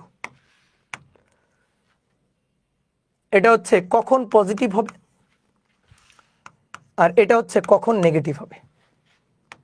কখন পজিটিভ হবে কখন নেগেটিভ হবে। ঠিক আছে, আসো তাকাও বোর্ডে তাকাও। কখন পজিটিভ হবে ডিকিউ, আমি যদি কোনো সিস্টেমে তাপশক্তি সরবরাহ করি, কোনো সিস্টেমে তাপশক্তি সরবরাহ করা হলে, তাপশক্তি সরবরাহ হলে বাইরে থেকে তাপশক্তি পাঠাচ্ছি, সিস্টেমকে দিচ্ছি, চুলায় বসায় তাপ দিচ্ছি, তাপ গ্রহণ করতেছে। তাহলে কোনো সিস্টেমে তাপশক্তি সরবরাহ হলে অর্থাৎ সিস্টেম তাপ গ্রহণ করলে, সিস্টেম তাপ গ্রহণ করলে, ঠিক আছে। নেগেটিভ কখন হবে? যখন তাপ বর্জন করবে, সিস্টেম তাপ বর্জন করলে। তাহলে সিস্টেম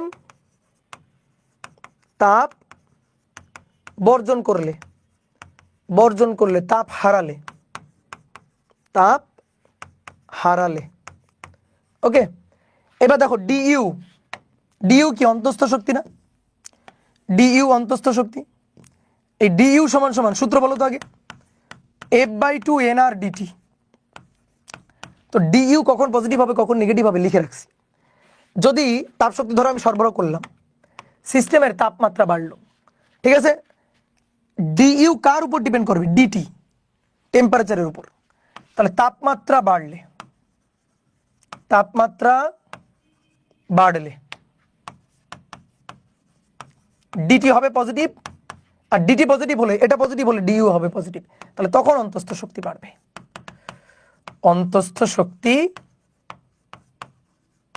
বাড়বে, অর্থাৎ ডিইউ পজিটিভ হবে। আর যদি কোনো সিস্টেম তাপমাত্রা যদি হারায়, ডিটি যদি নেগেটিভ হয়, তাহলে ডিইউ হবে নেগেটিভ।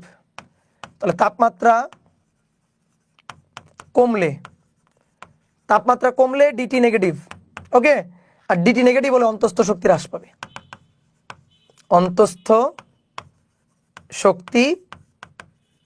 হ্রাস পাবে, ডিইউ নেগেটিভ হবে, ওকে। এবার ডিডাব্লিউ বলো, ডিডাব্লিউ কখন পজিটিভ কখন নেগেটিভ? ডিডাব্লিউ কার উপর নির্ভর মানে ডিপেন্ড করে জানো? ডিডাব্লিউ ইকুয়াল টু পিডিভি, বুঝছো? পিডিভি অর্থাৎ আয়তনের পরিবর্তনের উপর। ডিডাব্লিউ ডিপেন্ড করে আয়তনের পরিবর্তনের উপর, আয়তনের পরিবর্তন। তাহলে তাকাও, পিস্টন যখন উপরের দিকে উঠবে তখন আয়তনটা বাড়বে, আয়তন বাড়লে কৃত কাজটা পজিটিভ। আর আয়তন বৃদ্ধি মানে কি জানো? গ্যাস নিজে নিজে ধাক্কা দিয়ে পিস্টনটাকে উপরের দিকে উঠাইছে। তাহলে গ্যাস পরিবেশের উপর কার্য সম্পাদন করছে, গ্যাস পরিবেশের উপর কার্য সম্পাদন করছে, মানে গ্যাস ঠেলে পিস্টনকে উপরের দিকে উঠাই দিছে, গ্যাস নিজে নিজে কাজটা করছে। তাহলে তখন কৃত কাজটা হবে পজিটিভ। ঠিক আছে, তাহলে আমি সবগুলাই লিখে দিচ্ছি যে গ্যাস নিজে নিজে কাজ করলে, গ্যাস নিজে নিজে নিজে নিজে পরিবেশের উপর কাজ করলে, পরিবেশের উপর কাজ করলে, পরিবেশের উপর কাজ করলে, ঠিক আছে, তখন হবে পজিটিভ। অথবা আয়তন বৃদ্ধি পেলে, আয়তন বৃদ্ধি পেলে, ঠিক আছে, অর্থাৎ ডিভি পজিটিভ হলে, ডিভি পজিটিভ হলে আয়তন যদি বাড়ে তাহলে গ্যাস নিজে নিজে কাজ করবে, গ্যাস পিস্টনটাকে ঠেলে উপরের দিকে উঠাবে, আয়তনটা বাড়বে, কাজ পজিটিভ হবে। এবার বলো তাহলে নেগেটিভ কখন হবে? যদি এবার আয়তনটা কমে, অর্থাৎ পিস্টন নিচের দিকে নামে, আয়তনটা কমে, তখন গ্যাসের দ্বারা কাজটা নেগেটিভ হবে, তখন কাজটা নেগেটিভ হবে এবং তখন পরিবেশ সিস্টেমের উপর কার্য সম্পাদন করবে, পরিবেশ গ্যাসের উপর কার্য সম্পাদন করবে। ঠিক আছে, তাহলে পরিবেশ দ্বারা গ্যাসের উপর কার্য সম্পাদন হবে, পরিবেশ দ্বারা, পরিবেশ দ্বারা গ্যাসের উপর কার্য সম্পাদন হলে, গ্যাসের উপর কার্য সম্পাদন হলে, ঠিক আছে, গ্যাসের উপর বা সিস্টেমের উপর কার্য সম্পাদন হলে তখন আয়তন হ্রাস পাবে, আয়তন হ্রাস পাবে, কাজ নেগেটিভ হবে। এই যে ডিভি নেগেটিভ, এই যে কৃত কাজ পজিটিভ এবং নেগেটিভ, এটাকে আমি তোমাকে একটু উদাহরণ দিয়ে বুঝাই দিয়ে আসো, মানে একেবারে ম্যাথমেটিক্যালি, যে আয়তন বাড়লে কেন পজিটিভ আর আয়তন কমলে কেন নেগেটিভ। দেখো আমরা কিন্তু কৃত কাজ যেটা হিসাব করি সেটা কিন্তু গ্যাসের দ্বারা কাজ, এই যে ডিডব্লিউ এর পরিচয় যেটা, এটা কিন্তু গ্যাসের দ্বারা কাজ।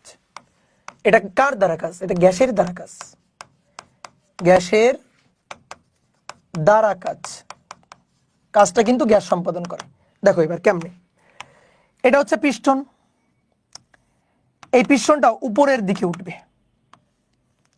পিস্টনটা উপরের দিকে উঠবে, উপরের দিকে উঠছে, তাহলে গ্যাস ভিতর থেকে ধাক্কা দিছে, এই যে গ্যাস এফ বল প্রয়োগ করছে, ফলে সরণ ওই দিকেই ঘুরছে। তাহলে দেখো বল যেদিকে সরণ সেই দিকে, বল যেদিকে সরণ সেই দিকে আয়তন বাড়ছে, ডিবি পজিটিভ, ডিবি পজিটিভ, পিস্টনকে ঠেলে উপরের দিকে উঠাই দিছে। তাহলে গ্যাসের দ্বারা কৃত কাজ, দেখো হিসাবটাই বুঝো, তখন এফ ডিএক্স কস কত ডিগ্রি? কস 0 ডিগ্রি, এফ আর ডিএক্স এর মধ্যবর্তী কোণ, তাহলে এটা প্লাস এফ ডিএক্স, আর প্লাস এফ ডিএক্স মানে প্লাস পি ডিভি, অর্থাৎ ডিভিটা আসলে পজিটিভ ডিভি, কৃত কাজটা পজিটিভ। এই যে এই কৃত কাজটা, এই কৃত কাজটা পজিটিভ কাজ, বুঝলা? তাহলে গ্যাস নিজে নিজে পিস্টনকে ঠেলে উপরে উঠেছে, গ্যাসের দ্বারা কাজটা পজিটিভ, গ্যাস যেদিকে ঠেলছে পিস্টন সেদিকেই সরছে, গ্যাস যেদিকে ঠেলছে পিস্টন সেদিকেই সরছে। এইবার ভালো করে বোঝো, এবার গ্যাসের দ্বারা কৃত কাজ নেগেটিভ, এর অর্থটা আসলে কি? পিস্টন এবার উপর থেকে নিচে আসছে, পিস্টনটা এবার উপর থেকে নিচে আসছে।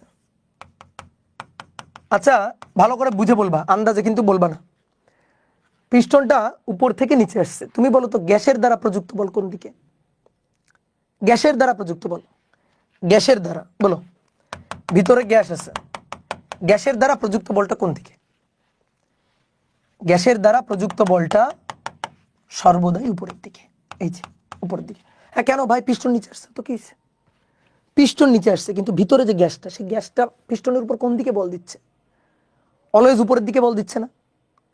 এটা কি বুঝো? আচ্ছা বলো তো, এই যে কলমটা, এই কলমটাকে আমি ধরে রাখছি, বলো তো আমি কোন দিকে বল দিচ্ছি? আমি উপরের দিকে বল দিচ্ছি। আর না ভাই আপনি ধরে রাখছেন, আপনি বল কেমনে দিচ্ছেন? ধরে রাখছি মানেই তো বল দিচ্ছি। যদি ধরে না রাখতাম এমজি এর কারণে নিচে পড়ে যেত। তাহলে আমি কি করছি, এমজিকে ঠেকায় রাখছি, এমজি নিচের দিকে আমি ঠেকায় রাখছি, আমি বল দিচ্ছি এমজি এর সমান বল উপরের দিকে। কি বুঝো? বুঝলা? এবার ভালো করে দেখো, আমি নিয়ে যাচ্ছি কোন দিকে? উপরের দিকে, কিন্তু বল দিছি কোন দিকে? উপরের দিকেই, উপরের দিকেই বল কিন্তু উপরের দিকে দিছি, আবার সরণও কোন দিকে? উপরের দিকে। এবার ভালো করে খেয়াল করো, আমি নিয়ে যাচ্ছি কোন দিকে? নিচের দিকে। বল দিছি কোন দিকে? নিচের দিকে। মার দিব, মায়ের নিচের দিকে নিয়ে যাচ্ছি, কিন্তু বল দিচ্ছি উপরের দিকে, বল উপরের দিকে দিছি, ধরে রাখলেই বল উপরের দিকে দিছি। এই যে ওজনকে ঠেকায় রাখছি, ওজনকে ঠেকায় রাখছি, এর ওজন নিচের দিকে, আমি ওজনকে ঠেকায় রাখছি, তাহলে আমি বল সব সময় উপরের দিকেই দিচ্ছি। এবার উপরে নিয়ে যাচ্ছি, নিচে নিয়ে যাচ্ছি, উপরে নিয়ে যাচ্ছি, নিচে নিয়ে যাচ্ছি, কিন্তু বল দিচ্ছে কোন দিকে? বল দিচ্ছে অলওয়েজ উপরের দিকে। গ্যাসও তাই করতেছে। এই যে গ্যাস পিঠের উপর পিস্টনকে ধরে রাখছে, পিস্টনের একটা ওজন আছে রে ভাই, পিস্টনের একটা ওজন আছে। তাহলে গ্যাস কি করছে? পিস্টনটাকে ধরে রাখছে। তাহলে ওজন নিচের দিকে, পিস্টনটাকে ঠেলতেছে, গ্যাস উপরের দিকে ঠেলতেছে। তো ধরো পিস্টনটা নিচে আসবে, আসুক, তো কি হয়েছে? পিস্টন নিচের দিকে যাবে, যাক, পিস্টন নিচের দিকে গেল, পিস্টনের সরণ নিচের দিকে, কিন্তু গ্যাস কোন দিকে বল দিচ্ছে? গ্যাসের পিঠের উপর পিস্টনটা আছে, তাহলে পিঠে চাপায় রাখছে, তাহলে কোন দিকে বল দিচ্ছে? উপরের দিকেই বল দিচ্ছে, কিন্তু পিস্টন গেছে নিচের দিকে, কিন্তু গ্যাস সবসময় পিস্টনকে ঠেলতেছে উপরের দিকে। বুঝলা? তাহলে এবার এফ আর ডিএক্স পরস্পরের বিপরীত দিকে। তাহলে এবার কৃত কাজ এফ ডিএক্স কজ 180, তাহলে মাইনাস এফ ডিএক্স, ঠিক আছে, মাইনাস পি ডিভি। এই মাইনাসটা, এই যে ডিভি নেগেটিভ, এই কারণে মাইনাসটা আসলো, এই যে ডিভি নেগেটিভ, এই কারণে মাইনাসটা আসছে। তাহলে সেই ক্ষেত্রে কৃত কাজটা ডিডাব্লিউটা হবে নেগেটিভ, বুঝলা? তাহলে কৃত কাজ পজিটিভ নেগেটিভ, বুঝছো? তাহলে পিস্টন নিজে নিজে ঠেলে উপরে উঠলে কৃত কাজ পজিটিভ, আর যদি পিস্টন নিচের দিকে নামে তাহলে কৃত কাজটা হবে নেগেটিভ। আয়তন বাড়লে কৃত কাজটা পজিটিভ, আয়তন যদি কমে তাহলে কৃত কাজটা নেগেটিভ। কি মাথায় থাকবে? বলো। আর কি পড়বো? কতক্ষণ হয়েছে দেখি? 1 ঘন্টা 31। আর পড়বো নাকি থাকবে আজকে এই পর্যন্ত? আই হ্যাভ এ কোশ্চেন, বলো কি question? I have a question বলো। Joy Krishna, I have a question বলো, বলো। Shaon Ghosh, I have a question বলো, কি কোশ্চেন?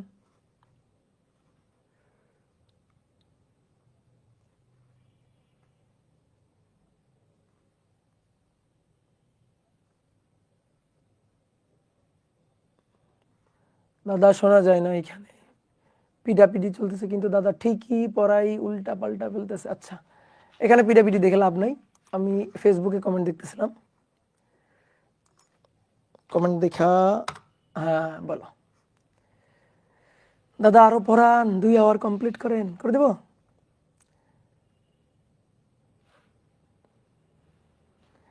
স্যার তখন ইন্টিগ্রেশন কেন করতে বলছেন? ডিফারেন্সিয়েশন করলে কি হবে? তুমি গতিবিদ্যার কাজ ক্ষমতা শক্তি অধ্যায়টা পড়বা, ঠিক আছে? এটা হচ্ছে তোমার ওষুধ, তোমার ওষুধ হচ্ছে গতিবিদ্যা এবং কাজ ক্ষমতা শক্তি, তাপগতিবিদ্যা না, গতিবিদ্যা এবং কাজ ক্ষমতা শক্তি, এই 2টা অধ্যায় শেষ করে আসবা। ওকে, তুমি এই 2টা অধ্যায় শেষ না করে চলে আসছো মনে হয়। দেখি আর কারো কোনো কোশ্চেন আছে? ওয়েব অ্যাপে মনে হয় প্রবলেম হচ্ছে। আচ্ছা হোক, ওয়েব অ্যাপে প্রবলেম হলে ফেসবুকে চলে আসবা। তুমি চিন্তা করবা ওয়েব অ্যাপটা হচ্ছে মানে এক্সট্রা, ঠিক আছে? ওয়েব অ্যাপটা চিন্তা করবা এক্সট্রা। ওয়েব অ্যাপে যখনই প্রবলেম হবে দৌড় দিয়ে ফেসবুকে চলে আসবা। আপনি কি ডক্টর? আমি ডক্টর। তোমার মনে করো এতদিন পড়ার পরে এই কোশ্চেন মনে আসলো যে আমি ডক্টর। দাদা আজকের জন্য ছুটি দেন। আচ্ছা ছুটি দিলাম। কোনো কোশ্চেন আছে কিনা বলো।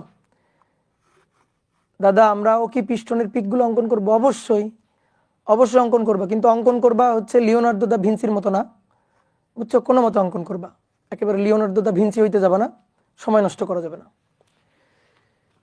দাদা ক্লাসগুলো একটু 2 আওয়ার না নিয়ে এত আওয়ারের ভিতরে হইলে ভালো হয়। আমি তো নর্মালি তাই নি, আমার আমার তো মানে ম্যাক্সিমাম ক্লাস 1.5 ঘন্টার মধ্যেই কমপ্লিট। দাদা ভোট দিবেন কিসে? আচ্ছা ভোট দিব কিসে দেখি, ভোটই তো দিতে যাব না, ভোট দিতে যাইতে গেলে বাগেরহাট যাইতে হবে। কোনো দল যদি একটু টাকা পয়সা দিত তাইলে যাইতাম। এই চ্যাপ্টারে কয়টা ক্লাস লাগবে? আজকে কয়টা হলো? 3টা, তাহলে ধরো 10টা লাগবে, 10টা 11টা লাগবে। মায়াবী আক্তার বলছে স্যার ইন্টিগ্রেশন কেন করতে হবে? ডিফারেন্সিয়েশন করলে কি হবে? উত্তর তো দিলাম মনে হয় একবার। ডিফারেন্সিয়েশন করতে হবে না, ইন্টিগ্রেশন করতে হবে। কেন? কারণ করতে হবে, ঠিক আছে?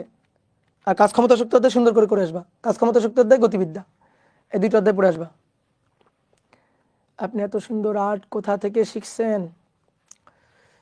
আচ্ছা, এসিএস এর পেজে ভোট দিবেন আপনি? আচ্ছা ঠিক আছে, এসিএস এর পেজেই ভোট দিব। তোমরা আমাকে ভোট দাও, বুঝছো?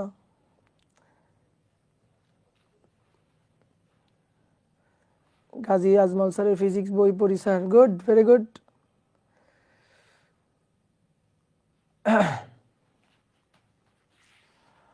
অপূর্ব দাদা ডাক্তার। ইয়েস, আই এম ডাক্তার, আই এম ডক্টর। ভাই আমাকে ভোট দিয়েন। হ্যাঁ, তোমাকে ভোট তো দিব, ভোট। ঠিক আছে, বানান কি লিখছে? মুরাদ টাকলার মতো, BHOT, ভোট। আমাকে ভোট দিয়েন, তোমাকে ভোটই দিব, ভোট। কালীতলা আসনে অপূর্ব দাদা, হ্যাঁ। আর তোমার রিফাত ভাইকে জলেশ্বরী তলা আসনে দিও। ভাইয়া বলেন প্লিজ, আর্টের সিক্রেট। আর্টের সিক্রেট কিছু নাই, আমি কোনো মতে আঁকি, তোমরাও কোনো মতে আঁকবা। আমি ওই স্মার্ট বোর্ডে আঁকি, তাই দেখতে সুন্দর লাগে। দাদা একটু কম বুঝতেছি, কি করা যায়? কম বুঝবা না, যা বুঝবা বুঝে মুখস্থ করে ফেলবা, বুঝছো? পড়াশোনার একটা সিক্রেট বলি তোমারে, পড়াশোনায় ভালো করার একটা সিক্রেট বলি। যেখানে মনে করো বুঝতে পারতেছো না, সেখানে চিন্তা করবো ওটা মুখস্থ, তাহলে রেজাল্ট ভালো হবে, বুঝলা? সিলেট আসে না কেন এসিএস এর ভাইরা? তুমি আমাকে একটা টিকিট কেটে দাও, আমি চলে আসতেছি। ঠিক আছে, একটা টিকিট কেটে দিয়ে বলবো ভাই আসেন, এই যে টিকিট কেটে ফেলছি, বুঝছো? একটা টিকিট কাটো, রাজশাহী থেকে ঢাকা, ঢাকা থেকে সিলেট, একটা টিকিট কাটো, টিকিট কেটে আমারে পাঠিয়ে দাও, তারপরে দেখো আমি আসি কিনা। এবার সত্যি সত্যি কেটো না কিন্তু, খবরদার। কেউ স্পন্সরশিপ করলে তো যাইতাম। ঠিক আছে। ভাই আপনি অনেক ফানি। তাই? ও মা, জানতাম না তো। দাদা বোর্ডে এখন লেখেন, আমাদের একটু সময় দিন লেখার জন্য। না, আমার সাথে সাথে লিখে ফেলবা, বুঝছো? তুমি লিখবা কোনো মতে, আমি ক্লাসে সুন্দর করে লিখবো, কিন্তু তুমি খাতায় তুলবা কোনো মতে, বুঝছো? কোনো মতে নোট করবা, কোনো মতে নোট করবা, বেশি বেশি মানে সুন্দর করে নোট করার দরকার নাই, বুঝতে পারছো? আর ধরো দু একটা জিনিস বাকি থাকলো, সেটা ক্লাস শেষে স্লাইড দিব, টুপ করে তুলে নেবা, শেষ।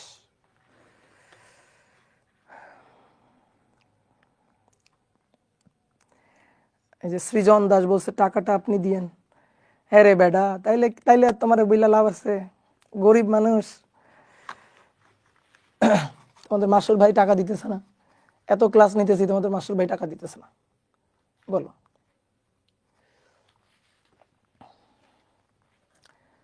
দাদা শুক্রবারে বগুড়া আসবেন? শুক্রবারে দেখি, পরিস্থিতি ভালো থাকলে আসবো। কেন, ক্লাসে তো বলছি, তুমি কি ক্লাসে ছিলে না?